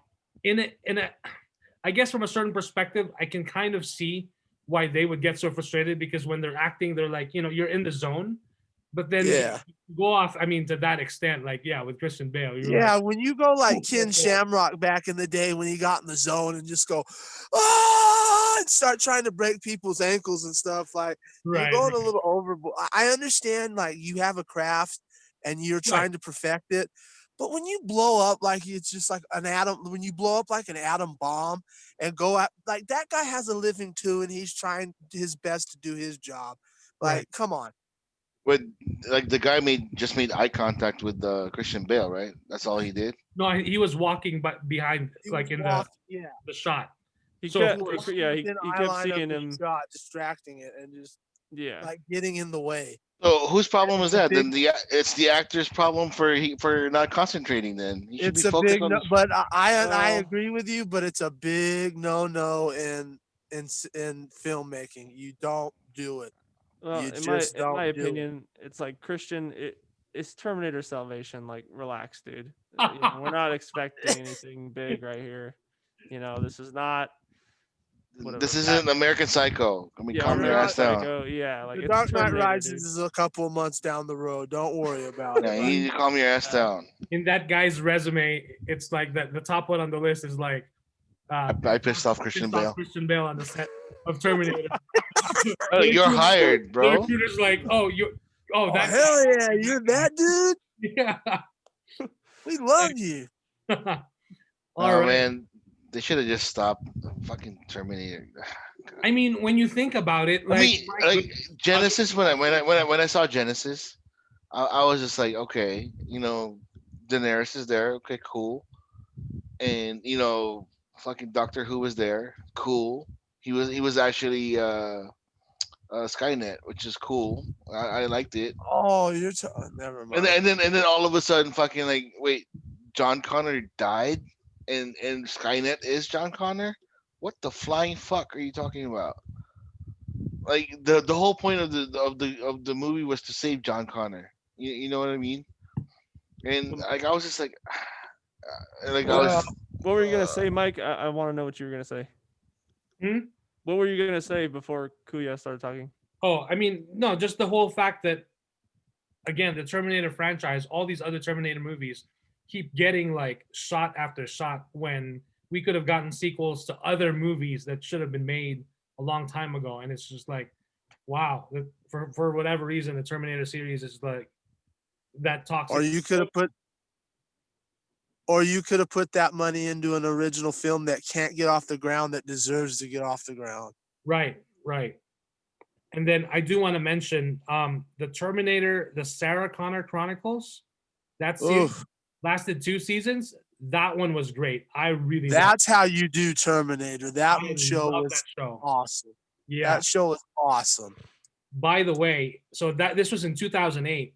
So you had Summer Glau from Firefly, who played Cameron. She was the Terminator there, and way before Daenerys became Sarah Connor, Lena Headey played Sarah Connor, aka Cersei. Yeah. So, and then you got a great cast. Brian Austin Green was part of it. Garrett Dillahunt. And that first season was just like solid. And I actually had the biggest crush on Summer Glau. I was like, if I was in high school, I'd want her to be protecting me, like watching out for me if I was John Connor. Like that was a pretty cool. Wait, I thought it was Kristen Kruk. What the hell, man? This How is many 2000. crushes did you have? Hold on, this is 2008. We're done with high school. I was in college. Yeah, isn't that when you met your wife? You have crushes then? On-screen crushes. Okay. Doesn't have. You're one to talk, Kuya. You're the first one to pop seriously. about it. Anything you see, something walks by, but boing! It's like, come on, dude. Like, you can have a crush. I don't know what you're talking about there, Mask Man. I have no idea. I wear this in case you get a crush on me. That's Oh Jesus. So moving on. I would rather like tongue kiss John Cena in front of Pinhead. I'm sure you would. You probably like him really. Oh my gosh, Mike, continue. Alrighty, moving on to other marvelous news. Oh, We've got a Black Panther. This is big, guys. Hold on, Black Panther first. Black Panther 2 gets a production update. So the sequel will begin to shoot in July of 2021. Yep. So it says here, Tenoch Huerta, star of Netflix Narcos Mexico, is joining the cast of the Untitled film from Ryan Coogler. So that's Marvel cool. Studios' plans for the sequel to Black Panther are starting to come into focus. The sequel was sidelined after the sudden and unexpected death of star Chadwick Boseman, and a planned March 2021 production start was waylaid as filmmaker Ryan Coogler and Marvel tried to navigate grief, and they need to move forward. It was the nadir of a year that saw no Marvel movies released for the first time since 2009. So it says here they will start shooting in Atlanta in July and last for upwards of 6 months. That's a long time to be filming a movie. Yeah. So of course we've got Letitia Wright coming back, Lupita Nyong'o, Winston Duke, Angela Bassett are expected to return for the new feature, with some saying Wright's character Shuri may take on a more prominent role. Marvel, which had no comment on the story, has not revealed its plans on how it plans to proceed without Boseman, although it has indicated that it will not use CGI to include the late star in the film, which is great. Good. There's no need for that. Yeah, there isn't. So Black Panther 2 is receiving special attention. It is the many Disney Plus series that are under heavy scrutiny from Kevin Feige and his executives. The series are the priority, says one source with knowledge of the company's strategy. Ramping them up takes a lot of focus. The movie machinery is well established. So in March, let's see what happened. In March, the Feige-run studio begins production on both She-Hulk, starring Tatiana Maslany, which is interesting because recently, after we talked about her being cast, she was asked for comment and she said, I don't know what you guys are talking about. So perhaps talks were not finalized, unless they were now, I'm not sure. And then Oscar Isaac's Moon Knight, I guess that's confirmed as well. All will debut on Disney Plus as Marvel's parent leans on the studio to deliver. Because of course, right now, Disney's bread and butter is Disney Plus. And the bread and butter that's being given to Disney Plus is by The Mandalorian and Baby Yoda. So, and we won't be getting WandaVision, which is the first of the MCU series, until January 15. So, and of course, they still need to complete the first season of Loki and Falcon and the Winter Soldier, both of which were partially shot before COVID-19 shuttered production.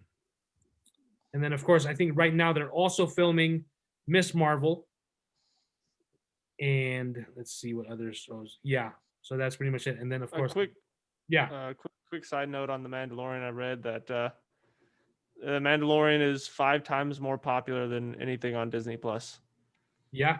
And then with that, I saw a meme of the Senate wearing a helmet or wearing the Mando's helmet, and he was like, "I am Disney Plus. I am Disney Plus." Yeah. So. Oh yeah. So yeah, there you go. I mean, that's good that we're not gonna get a CGI Chadwick Boseman. I was listening to Kevin Smith's Fat Man Beyond, and they did talk about it as well.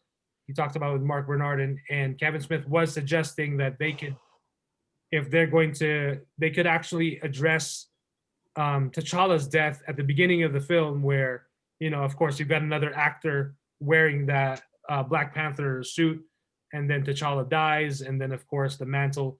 And as Mark Bernardin said, Black Panther is a mantle that's meant to be passed on, so it could easily pass on. It could, and Mark Bernardin even said they could just cast another actor, to continue and just be like he's the new T'Challa. But of course, according from Kevin Smith's point of view, Chadwick Boseman to everyone is T'Challa. So even then, even if they would recast another actor, which actor would want to even dare try to fill those shoes? Like that's kind of a tough, The one that died in the first movie. It would have to be done right, like what was it in the first movie? They introduced Wakanda with that, like with the spirit world and all that kind of stuff when he was talking to his father. Right. They could probably start the movie where they're talking to each other, and why do I see you here so soon kind of thing, and have this touching moment, and then I could see another actor pick up the role of being the Black Panther, and like if they did it in a respectful way like that, I don't think they would have an issue finding an appropriate actor to do the job. Right, but that's the thing. They didn't film anything with Chadwick Boseman for the sequel. They didn't. Oh, right, and they're not going to do any CGI. That's right. So there's there's no way they can do something like that. So, I from what I'm gathering, they're going to concentrate more on who's going to succeed as Black Panther, right? Right. So there's a storyline in the Black Panther comics that Shuri took over the role. Right, which I'm all. This would be cool. I mean, like again, this Black Panther is not like it's just a title. That doesn't mean anything. It's not like like it's nothing like franchise. It's only for T'Challa, and all that stuff. It's not that. There was a time that Storm was considered a Black Panther.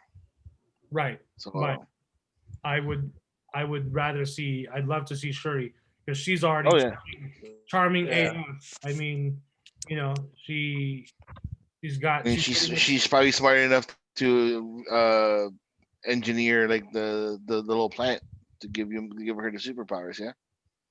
Right. I'm just saying. Right.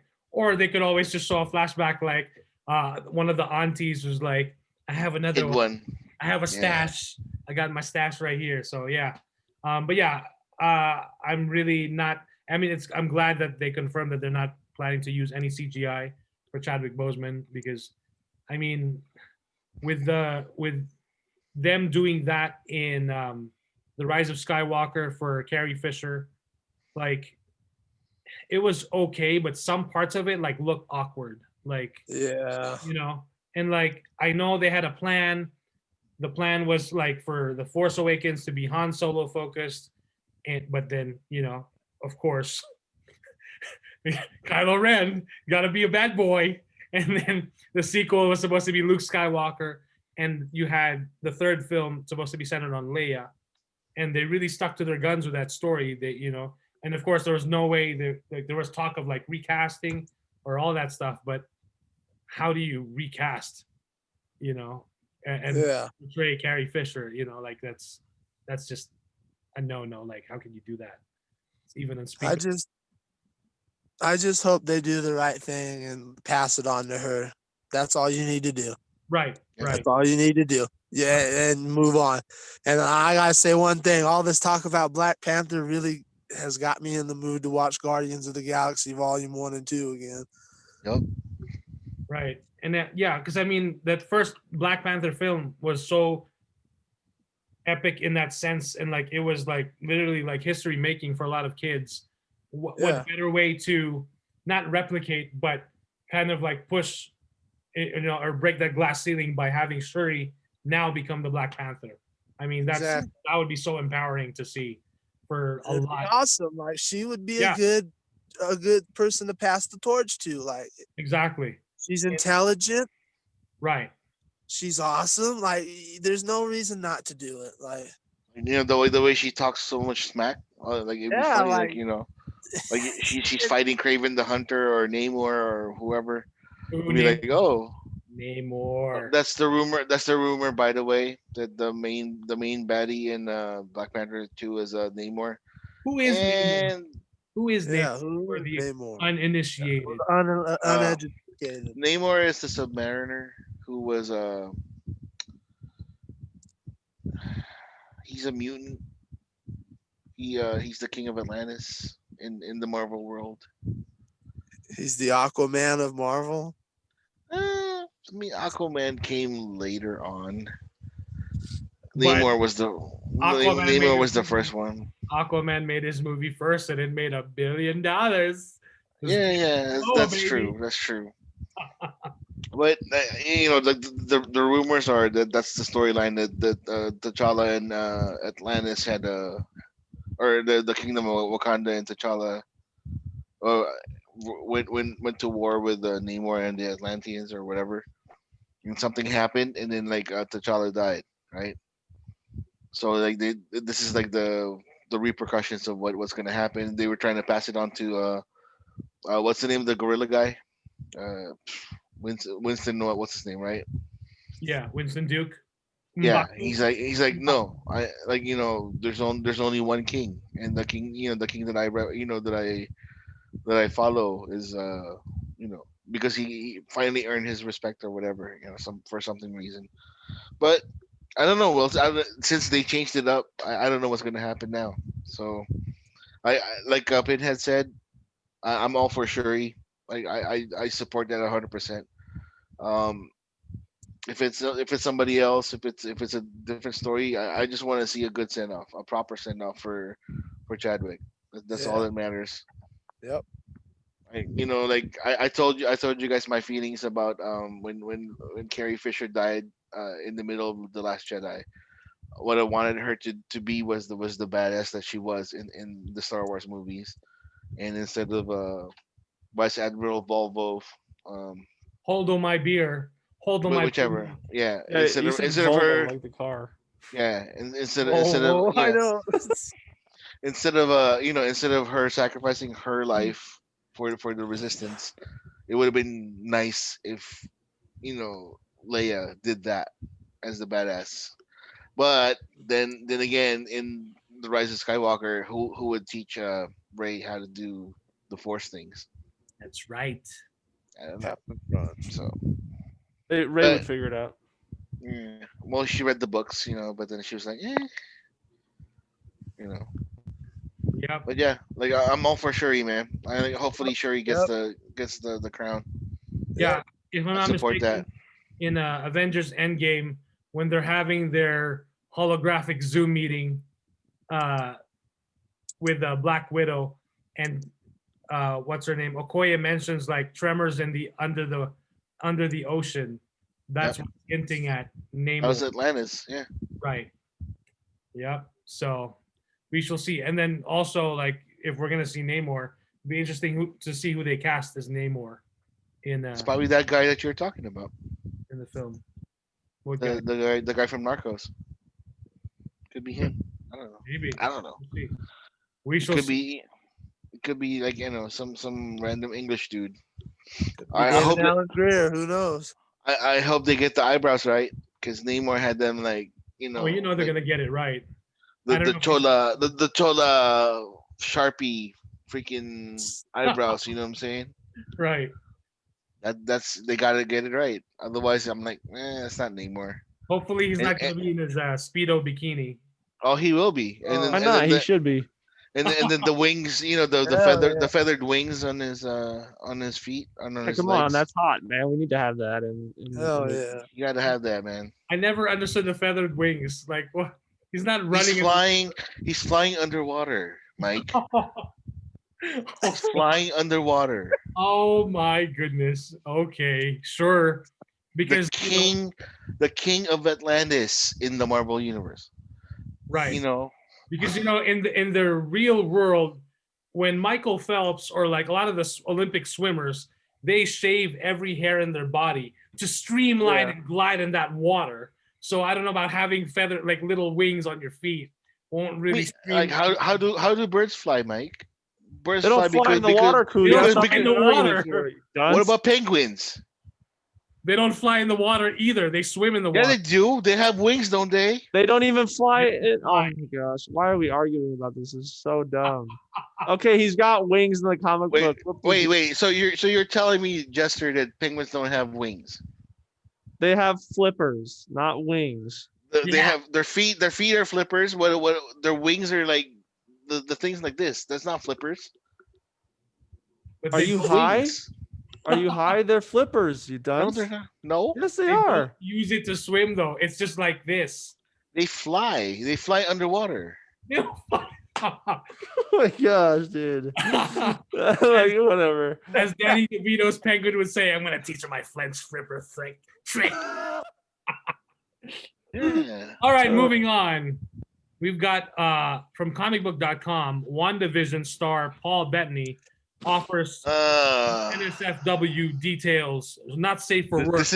Details about Vision. This is the big news, right? This is the big news, right?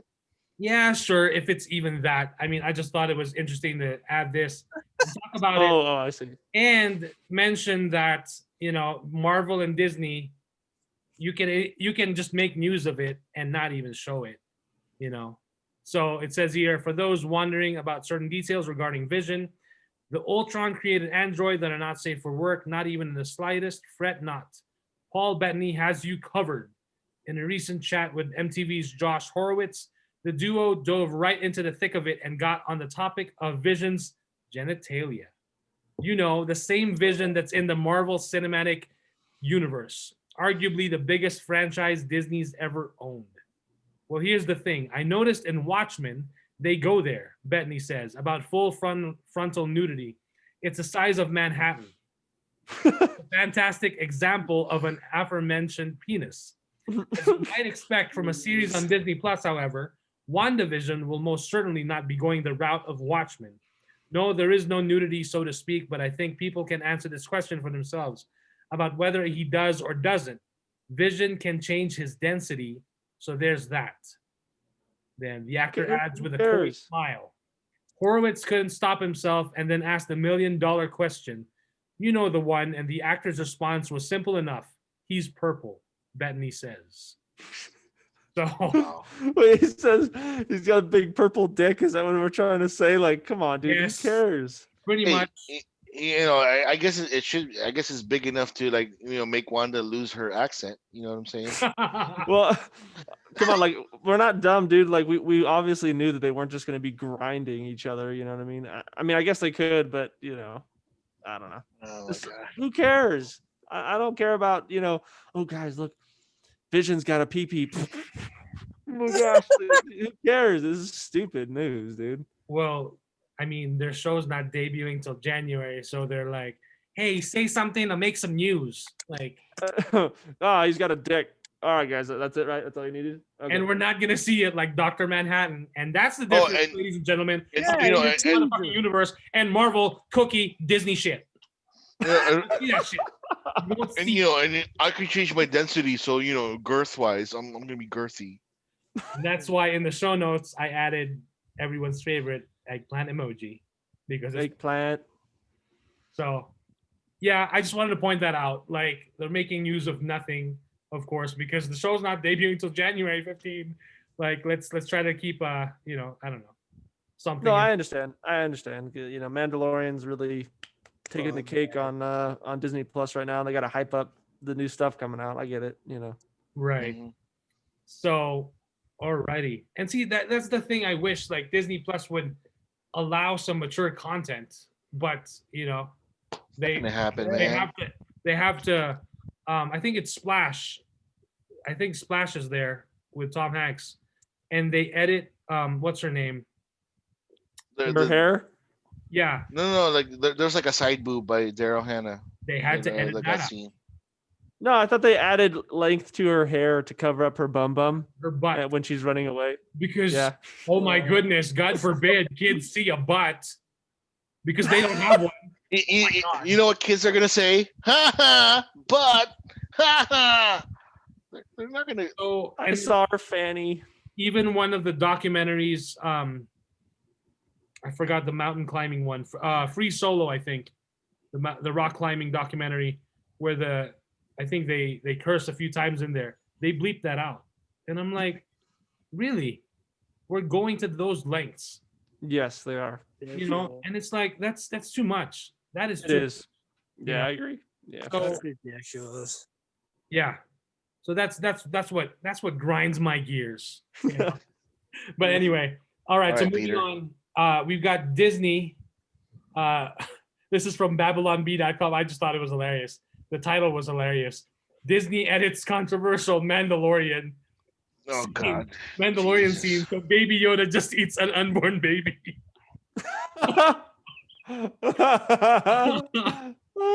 So I just thought it was. I just thought it was hilarious. Hold on. Whoa, what the heck? Jeez. Yeah, what are you watching? We got pop-up ads. I don't know. Like they're crazy, dude.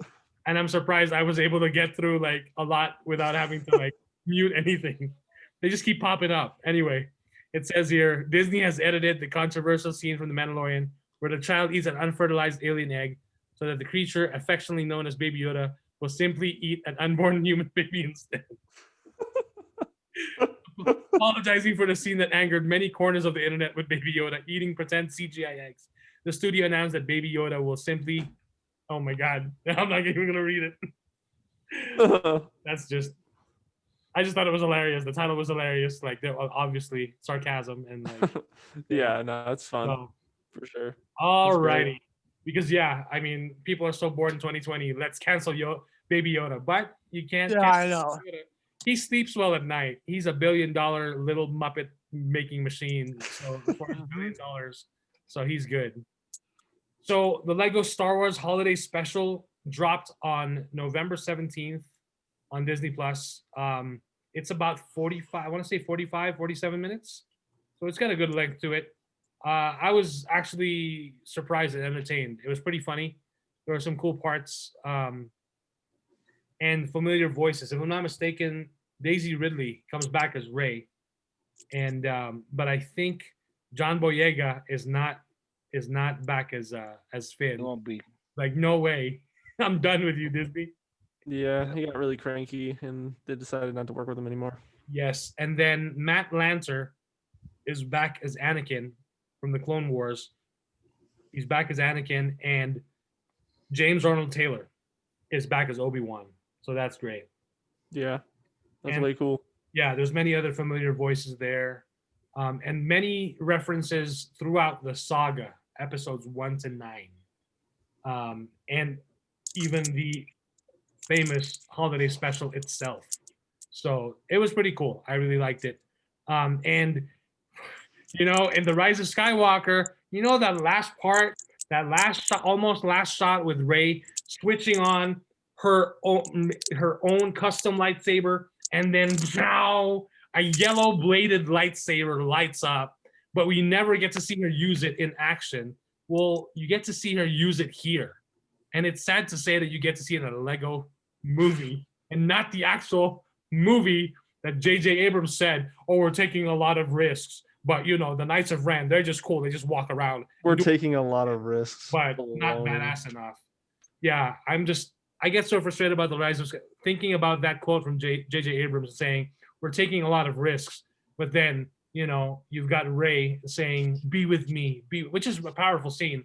And, like, you start hearing all the past Jedi, but like, I'm watching a movie. Last I checked, a movie is audio and visual. Show me the motherfucking Jedi spirits of past along with their audio. Like, my God. Yeah, I know. So, but again, I mean, it's been a while. I need to, you know, watch it again. I mean, Yeah, maybe not. I was watching The Force Awakens earlier. So just for the, you know, sake of it. And I enjoy, there's something about The Force Awakens that even if it is so close to what A New Hope is, there's just something about the way the movie moves the action. It's just great, like, for whatever reason. No, I know what you're talking about. Yeah, I feel the same. Yeah, Hey, I like it a lot. How Han Solo discovered like how awesome Chewie's gun was. For me, that was like a remember when he borrowed Chewie's gun and he fired it and pew, holy crap. Pew. Well, the thing about that was that How many years have Han Solo and Chewie been together? And you mean to tell me that he's never fired that he's never crossbow? fired that gun. Yeah. Like, it should have been just like, Chewie, give me your crossbow, and just fires it. And just Yeah, and then like you, no, hell no, it's mine. This is more fun. So, all right. So before jumping onto the next topic, before going to a little bit of controversy with The Last Jedi, there's this one from cinemablend.com.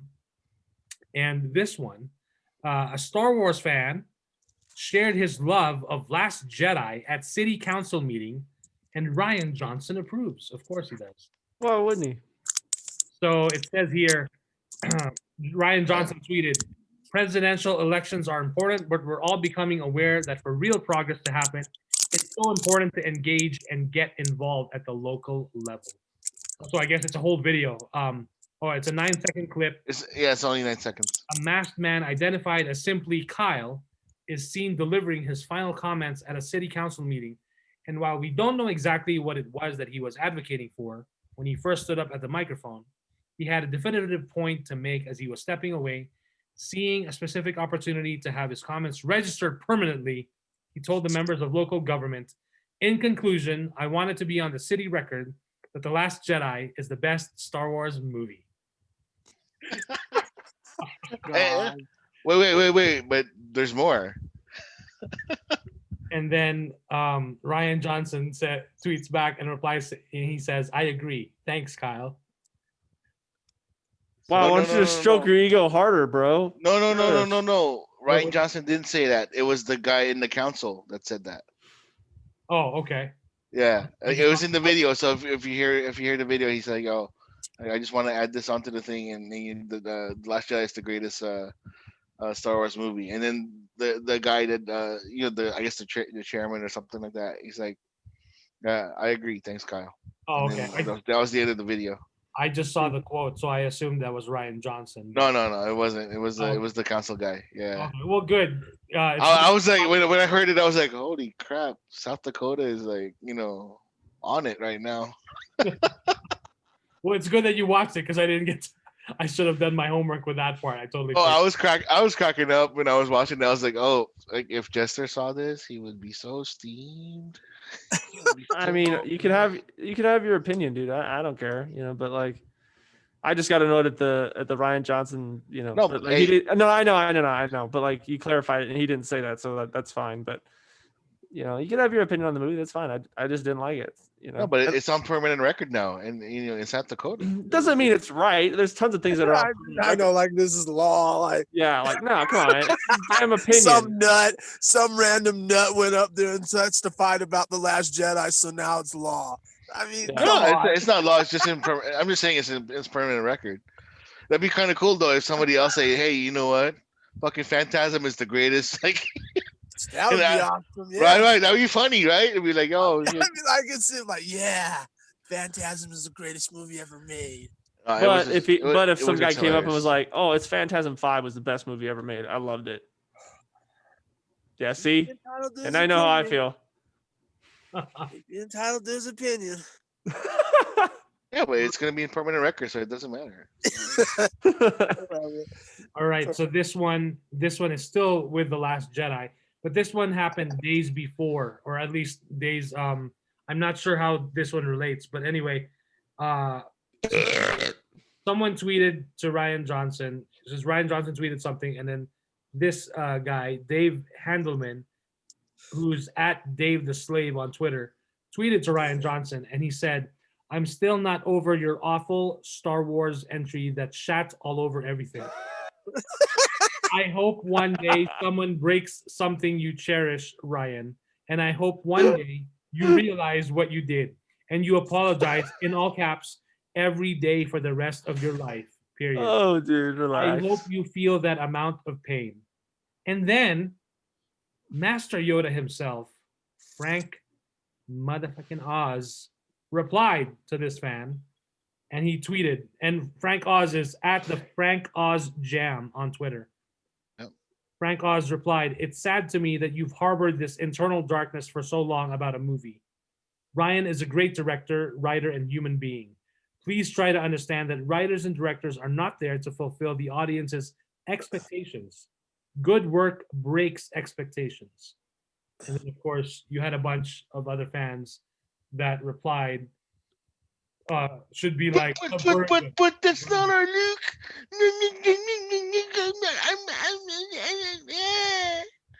That's Yoda Well, said that. you know, Yoda said that. You guys need to chill. well, Yoda you know, said chill. Yoda, you know, I Yoda understand. said chill. Look, I'm sure Ryan's a great guy, but like to say that he's a great director and writer, like I don't know. It's like, yeah, okay, you know, Knives Out would be sure. good. Have you seen Brick? Have you seen Knives Out? I haven't seen Brooke. I saw Knives Out. It was okay. I saw Looper. It was good until the end. Ooh, Looper. Oh man. And then so like he's just not the guy that like I think of when I want to go see a good movie. You know, I'm not slamming his character or his, you know, like who he is as a person. I don't like his stuff. So, you know, I think that fan's overreacting. You know, I understand he's bummed out, but like just be bummed out and then let it go. You know, to harbor it for so long is not healthy. So I understand Frank's, you know, comment on that. But yeah, that's just my opinion. I really didn't like the movie. You just need to let it go, Jester. I did. I don't like harbor it like that guy. I'm not like tweeting online like, oh my gosh, dude, this thing sucks, bro. Ryan Johnson, I hope you get hurt one day. It's See? like, come on, man, like relax. I still hear it in your voice, man, that you're still hurt. You know, No. The only time that we talk about it is when you got to bring it up. Every damn time. I never did. I bring it up this time? No, I didn't. No. Mike brought it up twice. Well, I'm trying to show you the one side of the fan who loved it and think it's the greatest movie, and then of course you have another side of a fan who's like, yeah, you know, harboring all this feeling like, wow, okay. Talk about opposite sides of the spectrum. All right. So moving on.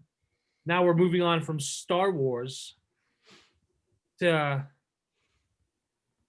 DC. So I want to mention, so this is from a screen cap that Hawk of Krypton on Instagram posted. So this is originally from Hollywood Reporter, and this is regarding Wonder Woman 84, but I seem to have missed this when we were talking about it in that bonus emergency episode. But in the Hollywood Reporter article talking about the Wonder Woman 84 announcement on HBO Max and the December 25th movie release in theaters, it says here, the folks at Hollywood Reporter are using some very interesting specific examples there. Not that I'm complaining, of course. That's what Hawk of Krypton posted. And on the article, he highlighted, it says here, or even the 2 sequels to Justice League that would complete Zack Snyder's proposed 5-film arc. So there's also an HBO Max film centered on Journey Smollett's Black Canary, a series focused on the history of ancient Atlantis, and then the 2 sequels to Justice League that would complete Zack Snyder's proposed 5-film arc. In that sense, much like what Disney Plus has built with The Mandalorian, these stories on streaming platforms would feel additive to the theatrical experience. And the title of this article from the Hollywood Reporter is HBO Max and the Future of DC's Extended Universe. So you've got a lot of potential there. Of course, right now, James Gunn just posted earlier that he just did a polish rewrite of the 8 episodes of Pinhead's anticipated HBO Max series, the one and only Peacemaker, starring John Cena. Oh yeah. I cannot wait for that. Yep. And then love of it. course, moving on, we've got a Batman statue that was debuted in Burbank, California. That's based, it's a 7-foot tall, Jim Lee inspired Batman statue, and it's the monument Burbank deserves. Yep. First of all, we would like to apologize to Travis Scott. No, we're not. For being way ahead of his time and future casting this by dressing up as a copper Batman in Well, first of all, Halloween. Travis Scott's bat outfit, if you even want to call that, never even had a bat symbol on it. So Hey, I'm just saying he's copying the color. I'm just saying that. I'm just saying that he was way ahead of his time. You know, it's like, oh, how come we never saw a copper Batman before? And then like 3 weeks later, there's a copper Batman. I don't know about that. I'm sure. Let's do a quick Google search for copper Batman in the comics, and I mean we've gotten Rainbow Batman. So Yeah. I don't think there's any copper. It's either dark blue, gray, black, the rainbow. Azrael was kind of multicolored, but like but that's Azrael. well, there's this. So I guess this would count. Hold on. Let me minimize. Goodness gracious. Hold on. All right. There is a Batman Returns Power Wing in copper suit action figure on eBay. So Okay. And in the comic books, it's in an action figure officially licensed from the 1992 film. So but it's in the comic books. it could have easily been Travis Scott be like, "Oh, I saw that on eBay. I want that suit. I want that." That's true. All right. Right. So with the But that statue looks good though. Like, to be honest with you, Yeah. it's nice. it's awesome. Yeah. Jim Lee sketched it, and some great sculptor created it. So I would be able to read it if this giant pop-up ad would show me the freaking X button to close it. Like, geez. So the statue of the Dark Knight now stands in downtown Burbank and is made of bronze and weighs 600 pounds. dang. The 7.5-foot statue of Batman, downtown Burbank.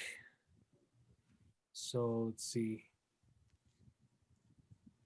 Pretty cool. And then at night, Jim Lee posted an image of it.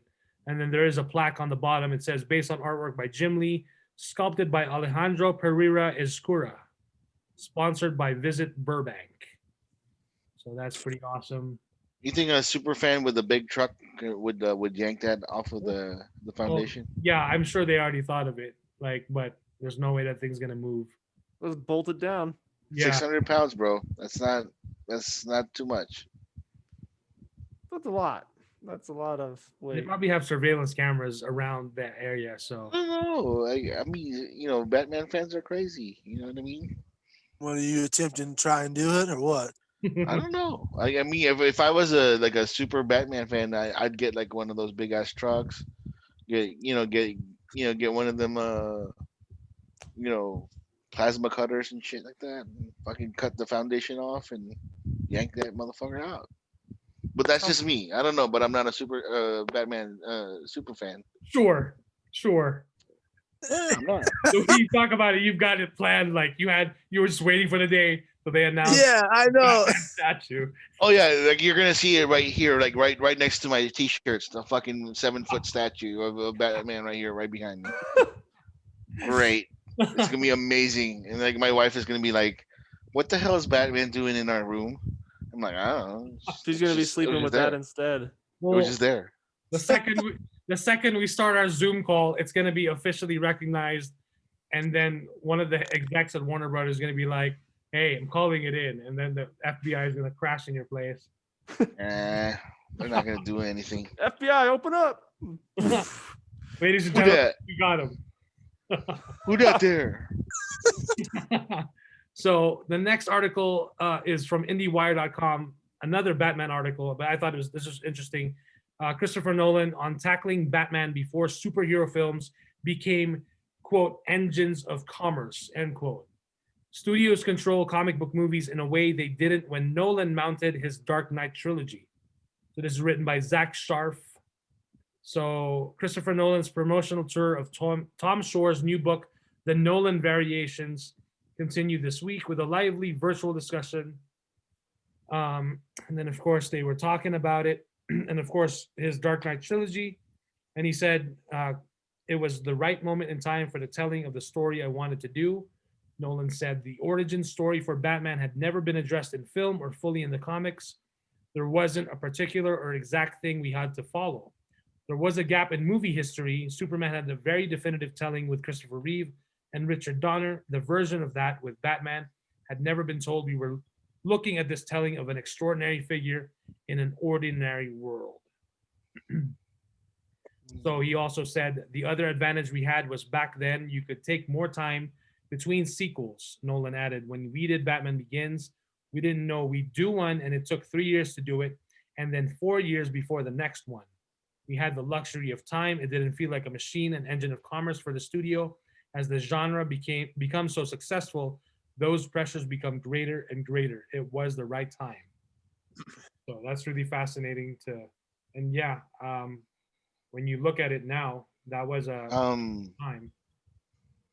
So he said that he was the one that flushed out the origin story of Batman On film. on film. On film. Oh, I guess he's talking about the Ra's al Ghul and the League of Shadows and all that shit, right? Right. The origin story. Right. Didn't the animated show fucking show that already? Animated show, not film. In film. Nah, Live action. Film. Live I action. don't believe it. Live. Oh, here we go again. Film. Nolan's full of shit, man. So let's rewind. Batman 1966 was a series first, and I think we got the movie after, right? Yeah. But in the movie, you never got an origin story there. Fast forward to Tim Burton's 1989 Batman film with Michael Keaton. You got the origin, the death of the Waynes, and then you fast forward to Batman, already Batman. So not much origin there as to how he became Batman, how he learned how to fight, nothing. And then, of course, Batman Returns is a direct sequel. Batman Forever, mommy and daddy is still dead, of course, and he's still going through those things. And then Nicole Kidman, hot as whatever. And then you've got The Ward, and then Batman and Robin with George Clooney and the Bat credit card and the Bat nipples. More is just there. So, in essence, Christopher Nolan was right as far as the film live action version. He did an actual full trilogy with the same actor playing Batman in all 3 films. Thank you very much. Fuck it, Kuya. Gosh, dude. Thank you for coming to my TED Talk. Kuya's got the face of defeat. Look at him. In film, I mean, he is right. He's not wrong. I mean, you know.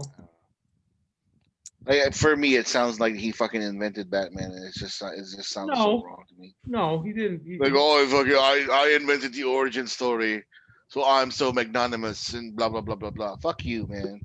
Well, his quote here, it says, origin story for Batman had never been addressed in film. Oh, because he said or fully in the comics. So that part, yeah. He and that part. Or hey, look at this one. Look at this. Look at this. I actually listened to what you were saying. So I'm just like, hey. Then you should have pointed it out in the first place. Well, I don't have to point out shit that you say. Oh, okay. Because I know I'm right. What's the description for Coming to America? Oh, holy shit! Hold on, I'm just freaking. I've got like 5,000 pages open here. Like, hold on. Yeah. As far as film, when we look at the film discussion, Christopher Nolan did the origin. Right. Yeah. So. He did a piss poor job. Oh, come on. He says, I will not kill. How many fucking League of Shadows people died in that scene? So tell me again. How many died? How many died in the League of Shadows? I don't know. Like when he escaped. When he escaped. Huh?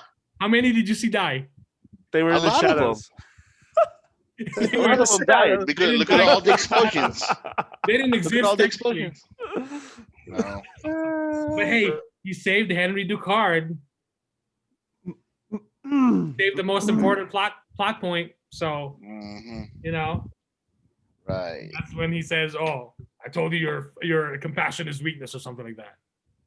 Still, great freaking film. Great trilogy, eh? Yeah, we watched it this weekend. Oh yeah. All It right. was great. Yeah. So let's see. Don't pout, Kuya. It's all right. I see you like. So going back to now the Snyder cut, of course, we had Joe Manganiello who shared a new look at Deathstroke, who has like a mohawk, and people, fans are saying that this is Deathstroke in the nightmare version of that scene that we get in BVS where Flash comes in and he's telling Bruce, "Am I too soon?" with like the wind blowing. Oh, It was like where the non-comic reading folk were like, what's going on? Oh, oh, I forgot about that. I forgot. And when I Dude, saw like- it, I was like, holy this is freaking Yeah. awesome. And then they Yeah. were saying like, oh, it's a dream. And like, well, when you look at Bruce Wayne, when Batfleck wakes up, he's like hunched over his desk.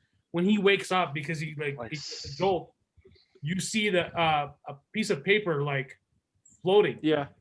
So Right. it happened. Like it was for real. You know. Yep. Yeah. So I will say that He only woke up once from the nightmare, and the other one was a vision of the Flash coming out of the Speed Force. Right. When I saw that movie in the theaters, I will say that Flash scene, I was like, I did sit up for that one. I was like, no way, that's so cool. He's coming from the future. Right. So that was awesome. And then he has a That's just the suit. key. He has that suit because he needs that suit to help him go through the Speed Force to go back in time. Right. Lois is We're the like, key. what's that? Lois. It looks like shit. It looks like what? Like, wow, you guys can come up with a better idea. Okay, you guys. Yeah, he had a beard too, right? I think the Flash had a beard. Like he had like a scruffy. Yeah. I mean, it's the future. Like, no It wasn't No, clean it was- cut. Yeah. It was cool. No, that was kind of like to help say that it was like the future, but it was Right. cool. You know, I liked it. right. So. Also, want to mention the Dark Side shirt that's for the fundraising of on Ink to the People for the AFSP. That's got less than 24 hours. So by this time, of course, when people listen to this, they're not going to get it in time. But I will share that on Instagram to make sure that I remind everyone, like, hey, if you want a shirt, make sure to order it so that you get your order in, and when that's printed and that's ready, you'll get it, and you'll be able to support the AFSP as well. And you have an option to buy the shirt, or you can get a long sleeve shirt, and then you can even add a donation, whether it's $1 or $5, whatever, it helps. So, all right. So last thing I wanted to talk about was, of course, a few days ago, on a lot of these Snyder-related articles. Oh, is this the one? This Is is this the one, is baby. this the one? All right, I got you. I saved the best for last. All right, I'm a prop up here real well because I'm So- proud of my friend Mike for doing this. The guy was like, Snyder hired, and this is what the guy said, right? And I'm gonna call him out. His name is Dustin Morris. So he said Snyder hired Joss Whedon to take over for Justice League. And if you know Zack Snyder, I mean, I don't know him personally, not yet at least, but if Yeah, give me a couple of months. give me a couple months. If you know, or like, let's say, like you can do this with Zack Snyder, or you can do this with Christopher Nolan or George Lucas, or any director that you follow or that you're familiar with their work. Saying that Zack Snyder would hire Joss Whedon to complete his Justice League, his film, or whatever film, it could be whatever film, right? Is like saying George Lucas or Christopher Nolan, when tragedy strikes, is going to, like, Christopher Nolan is going to go with like, Tyler Perry, can you please finish my Christopher Nolan signature film? Like, Wow, what the hell is that? that's what a I mean? fucked up comparison, but like I understand it- what you said. Right, it's not the comparison, it's the whole. Wait, did you actually say Tyler Perry? No. Oh, But okay. it just doesn't make sense knowing how Zack Snyder works, because we're buddies.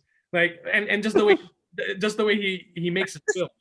It's the same way as like Christopher Nolan or like George Lucas. Like George Lucas during the original trilogy, during that original Star Wars. Like, he worked hard to write and direct that film amidst like going through so much behind the scenes turmoil that he wanted his vision executed, you know.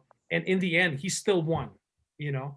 And that's the same for these directors with a certain personality and style. It just doesn't make sense for Zack Snyder to have done that. So I replied to his comment, and this was like a day later. So I commented and I tagged him, and I said, yeah, because Snyder would hire someone to ruin his vision.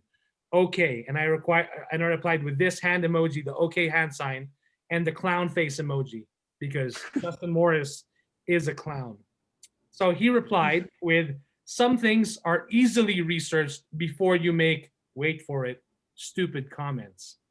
And that's what really bugged me, because like, oh, so my comment is stupid just because I have a different point of view. So he posted a screenshot. This is from, the screenshot is from Cinema Blend, and the quote was, he was already working with us on some of the scenes for that additional photography that we're going to be doing shortly. It was fortunate that Zack convinced him and he agreed to step in and finish the movie to help Zack finish his vision. We're excited about that. But this is someone saying that Zack convinced him. So this is not exactly Zack Snyder, right? Yeah. So that alone is like, okay, who's saying that quote? And then of course he didn't, you know, I didn't ask him who says that quote, but that quote is like, it's not directly from Zack Snyder. So that's not even straight from the horse's mouth. So why are you even saying that? So I replied with that, okay, like football player GIF. And then I tagged him and I said, just because it's in quotes on a site means it's legit, right?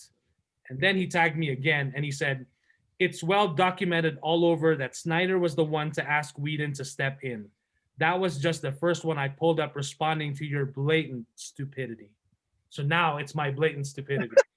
So, and I'm still calm. I'm cool. I'm just like, wow, really? We are 13-year-olds just calling each other stupid comments, right? So I just laugh at his comment. And I posted the image of Abraham Lincoln with a quote saying, don't believe everything you read on the internet just because there's a picture with a quote next to it. Abraham Lincoln. Right. And then I replied with another GIF of Dr. Evil saying, right. And then I replied him. I replied again, and I tagged him, how mature of you. And I replied with a quick Google search. And this one came up from screenrant.com. Justice League, Snyder confirms he didn't choose Whedon to direct Justice League. And Zack Snyder confirmed this in one of the live streams from a few months ago. So this was from July, so from summer, July 2020. And then I made sure to tag him, and I tagged him again with a bunch of clown emoji faces. And I even highlighted it for him to read it. And it said, Snyder revealed that while it was his decision to leave the film, the choice of who to bring on for a replacement director was not his. He said that the choice was made by committee and that his attention was focused elsewhere. So I stand corrected. Snyder did choose to leave, but it says it right here. It was not his decision who to bring on a replacement director. That was made by committee. And then I replied with another, and I tagged them again with a GIF of Ronald McDonald smiling and winking and pointing right at him because he's a Dustin Morris is a clown. And then he said, anyway, you're a half-wit troll and I'm tired of the notifications from your dumbass, so bye-bye. And I replied again and I tagged him as the Invisible Man because he deleted his comments and he disappeared. So I just thought it was hilarious. If he thought he was right, he could just leave his comments. But he got so annoyed that I tagged him and I kept replying that he just deleted it. So basically he lost. In my point of view, he lost, or he felt like he wasn't right. So I was like, oh, whatever. But yeah, so there you go. Wanted to share that. Proud of you, Mike. Great job. Thank you. Great job. Hooray! And that's the thing. What bugged me was what triggered me was like, oh, you're calling my comment stupid. Oh, okay, Mr. Smarty Pants. Like, really? Yeah. So yeah, that's pretty much it. I also want to mention today or Saturday, November 21st was the 3-year official anniversary of when the first tweet of hashtag release the Snyder Cut was tweeted out. And that was tweeted out by, I want to give him credit here, on Instagram. On Twitter, his name is MovieBuff100. And then on Instagram, he is movies that Maher the Viking. But on Twitter, yeah, he was the first one to tweet hashtag release a Snyder Cut 3 years ago, which started an entire movement. And now we are almost at that finish line by seeing that Snyder Cut. So Nice. that's Yay. for me, at least. Anything you guys want to add? Anything you're currently seeing or watching? No, I think I'm good. I've been continuing watching Smallville, and I've been watching The Man in the High Castle still. So I will get back to you when I finish those. Cool. Anybody else? Yeah. I'm watching Star Trek mostly, so, and that's about it. Nice. It's been very. I'll give my full opinion on it. Once I'm done. I'm watching Star Trek Discovery, so Nice. Not nice. I'm gonna trudge through it. I'm gonna go all the way up because my subscription cancels on Tuesday. I'm not renewing it. There's no reason to. Right. I watched that documentary I wanted to see about video games, so I don't need it anymore, and I should be done with Star Trek Discovery to where they're at this point, and I'll have my full opinion on it once that's done. But right now I'm trudging through that because it's a chore. It really is. It's a chore. I know. I watched the first season and I was like, this blows. It's a chore, and I'm like, God, this is terrible writing. So, but that's that. Cool. Nice. Kuya? Just watching YouTube videos and the great Hell yeah. British baking show on Netflix. Oh, that's fun. Yeah, I do like that show. It's fun. Yeah, My grandma's watching that my too. wife, yeah, my wife and I loves like the show, and like we're very like curious on who's gonna win the final this time around and all that stuff. Thursday is Thanksgiving. I am very thankful for you three for allowing me to be in the podcast, and I'm really grateful to have like a way for me to express like insane thoughts and sometimes correct thoughts in my head sometimes.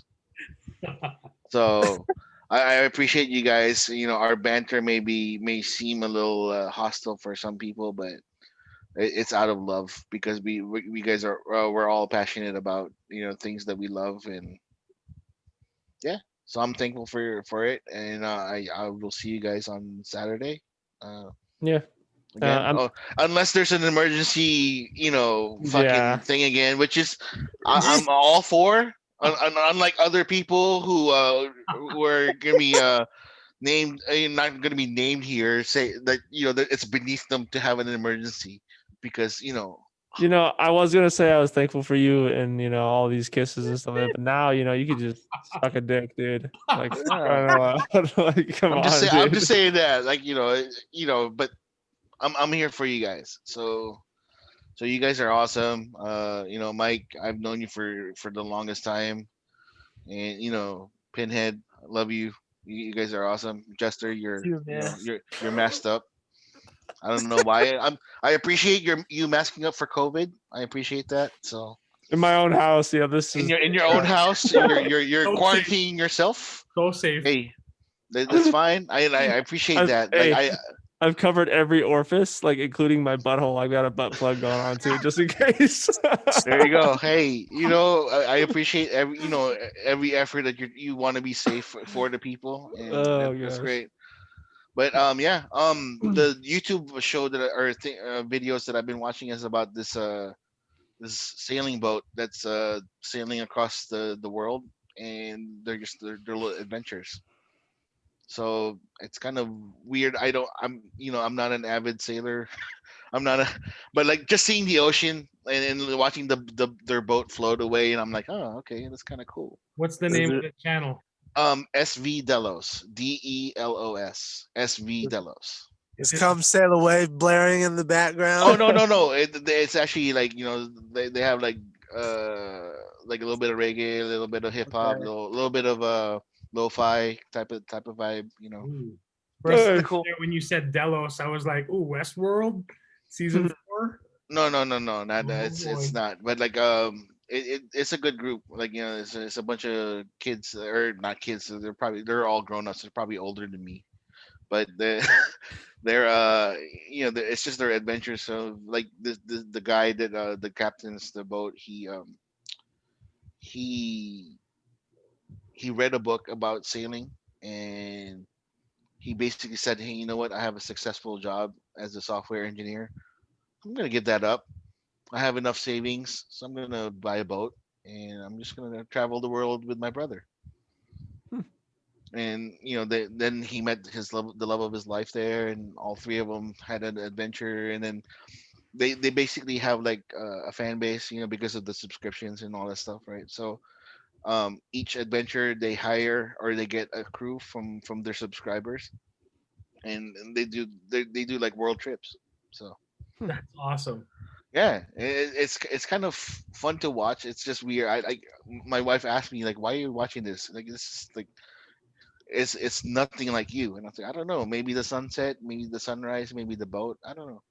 It's one thing or another. Like it just relaxes me. So So I'm curious, when they go to another country and you're just sailing, you got to bring your passport, or what? What do oh you? yeah, they have everything. So basically, they go to the port of call, and they go to customs, they go to the police, they go to immigration. They file for a visa. They do all these things and whatnot. Interesting. One of their earlier episodes is because they were in Seattle, so they went down the coast on the Seattle side or on the Pacific side, and then they went up to the Philippines, and then they ended up in Southeast Asia, in Indonesia, Bali, Thailand, Vietnam, and then they ended up in the Indian Ocean. They ended up in Madagascar for a little bit. So it was like I haven't seen the very first episodes. I only caught up in the middle. So, so I'm just like I'm kind of piecing like because I'm curious of watching this particular crew, and then I'll go watch the original crew before, and then I'll go watch the latest videos later. So, but like these guys seems like a fun bunch. So, shout outs to SV Delos, man. If they listen to us, I don't know. Shit, Probably probably not. not. Yeah. No, but you can hashtag them SV Delos and on Instagram. They're there. So Very cool. yeah, I did check out the Animaniacs on Hulu.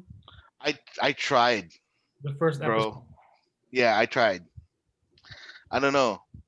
I was the biggest Animaniacs fan. Mike, you know this. Like I loved Good Feathers. I love Pinky and the Brain. I love all of the characters. When I saw it again, I was just like, what's going on? So I'm like, I like their like I like the songs. oh yeah, the songs were great. Like don't get me wrong, because they're making fun of everything, but like when I was like watching it, I was just like, oh man, it's the same damn jokes again. Huh. Oh, that seems funny, but why am I not laughing? you know, I'm like, oh man, am I old? I think it's that, like my age. Like, I'm way past that age already. But we'll see. I've only seen one episode, so like Pinhead said, I have two more to see, There you go. and we'll gauge it from there. Gotta You know do what I the mean? pinhead method of trying a new show. Oh yeah, watch 3 episodes. If you don't like it, Yeah. whatever. I was trying to explain to Julie the Animaniacs concept, and I was like, "It's the brothers Warner and the Warner sister," and she's like, God. "What?" And I was telling her, like, "Just watch it." Like, and then there's a Batman reference, of course. Oh There's a yeah. Harry Potter reference.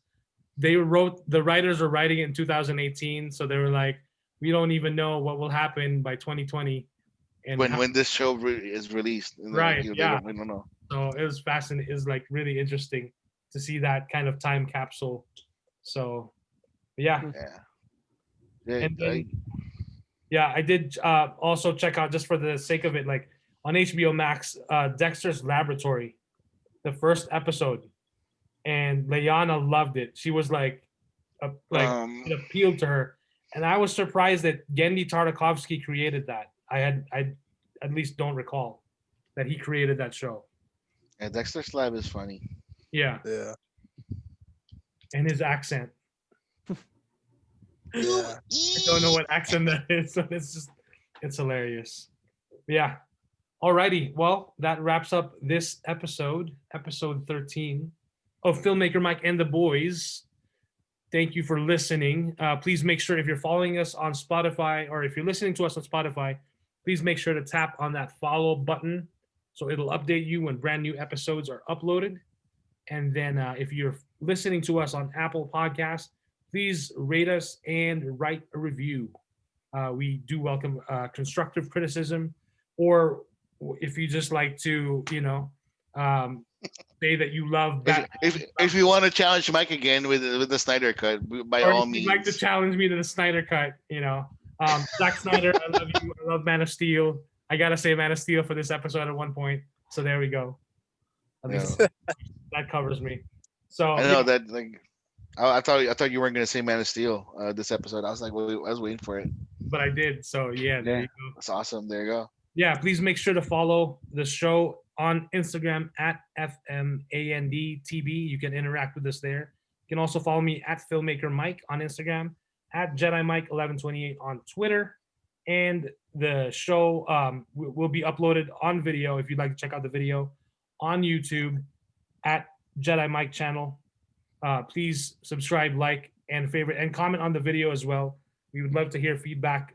And if you'd like to see and not just hear these 4 mofos, well, there you go. Crazy mofos. Or at least 3.5. You can kind of see Jester. Yeah, I know I'm not going to be able to live this down. I'm sure I look like one of those pop-up ads where, you could, get your Middle Eastern wife to the States and, kind of. Wait, so you're trying to compare yourself to I'm not. Mail order bride now? What's going on? I mean, I don't know. Am I worthy, Kuya? No. Sure. Yeah. Oh, thanks, guys. Go ahead and. Yeah. Okay, Can't wait to buy you offline. Oh, snap. Yeah, you can follow me on Twitter at SequesterJ, and then follow me on Instagram, the Sequester Jester. And I don't know why you would, but it's there. So Kuya. Follow those guys. Follow Filmmaker Mike. Follow Sequester Jester. Follow Pinhead on Instagram at Pinhead198. Happy Thanksgiving to everybody. I hope you guys have a good Thanksgiving. Keep your distance away from each other. Don't be talking about politics. Don't be talking about the Snyder Cut. Don't be talking about The Last Jedi. Oh, we're gonna talk about the Snyder Cut. Let's just have like a wonderful, peaceful, nice Thanksgiving where people are enjoying themselves eating turkey or whatever the hell you guys eat. And Zooming with their loved ones. Yeah, and Zooming and whatever. And that's about it. And yeah. Pinhead. Yeah, that's about it. I mean, you heard it from Kuya. Just follow me on Pinhead198 on Instagram. And that's about it. I'll be doing a live for you wrestling fans out there. I'll be doing a live review of what happened tomorrow night out of a Survivor Series. Supposedly Undertaker's hanging up the hat, so we'll see what happens, and we'll have a full review on my Instagram. Like I said, Pinhead198, so check that out. Yeah, I'll probably be there tomorrow. All righty. Cool. Yeah, and I will probably do a live stream as well on Instagram in the afternoon at some point. And then I do also want to say happy Thanksgiving to everyone listening. at least for those in the U.S. Hell celebrate yeah. Thanksgiving. I know the Canadians already celebrated their Thanksgiving earlier because they're cool, right? Yeah. Yeah. Oh, well. Happy Thanksgiving to you guys too, I guess. Yeah. So happy Yeah. Thanksgiving to you guys. And I do want to say I am thankful for you guys. It's been fun to do this podcast finally after like a long time of thinking about it and a long time of talking about it. And I was thinking like instead of just sending text to Kuya and like talking and then arguing about stuff, we're like now we're talking and we're seeing and I it's know. recorded. And it's more fun because like we have two other people to argue with us, Exactly. which is nice. You know, I kind of like the little banter. Like I said, you know, you may be right, Mike. You may be right, Pinhead. You know, I may be right sometimes. So it's great. So Just kick him out of the podcast already. Like, come on. How long do we have to drag the dead body behind us? You know, I just like we're crying out loud. it's okay. Okay. All right. Happy Thanksgiving, everyone. Happy Happy Thanksgiving. Thanksgiving. I Thank love you guys for, Bye, everybody. for listening. Love you guys. Till next time. See you all again soon. Bye bye. The Snyder Cut is fucking happening, baby.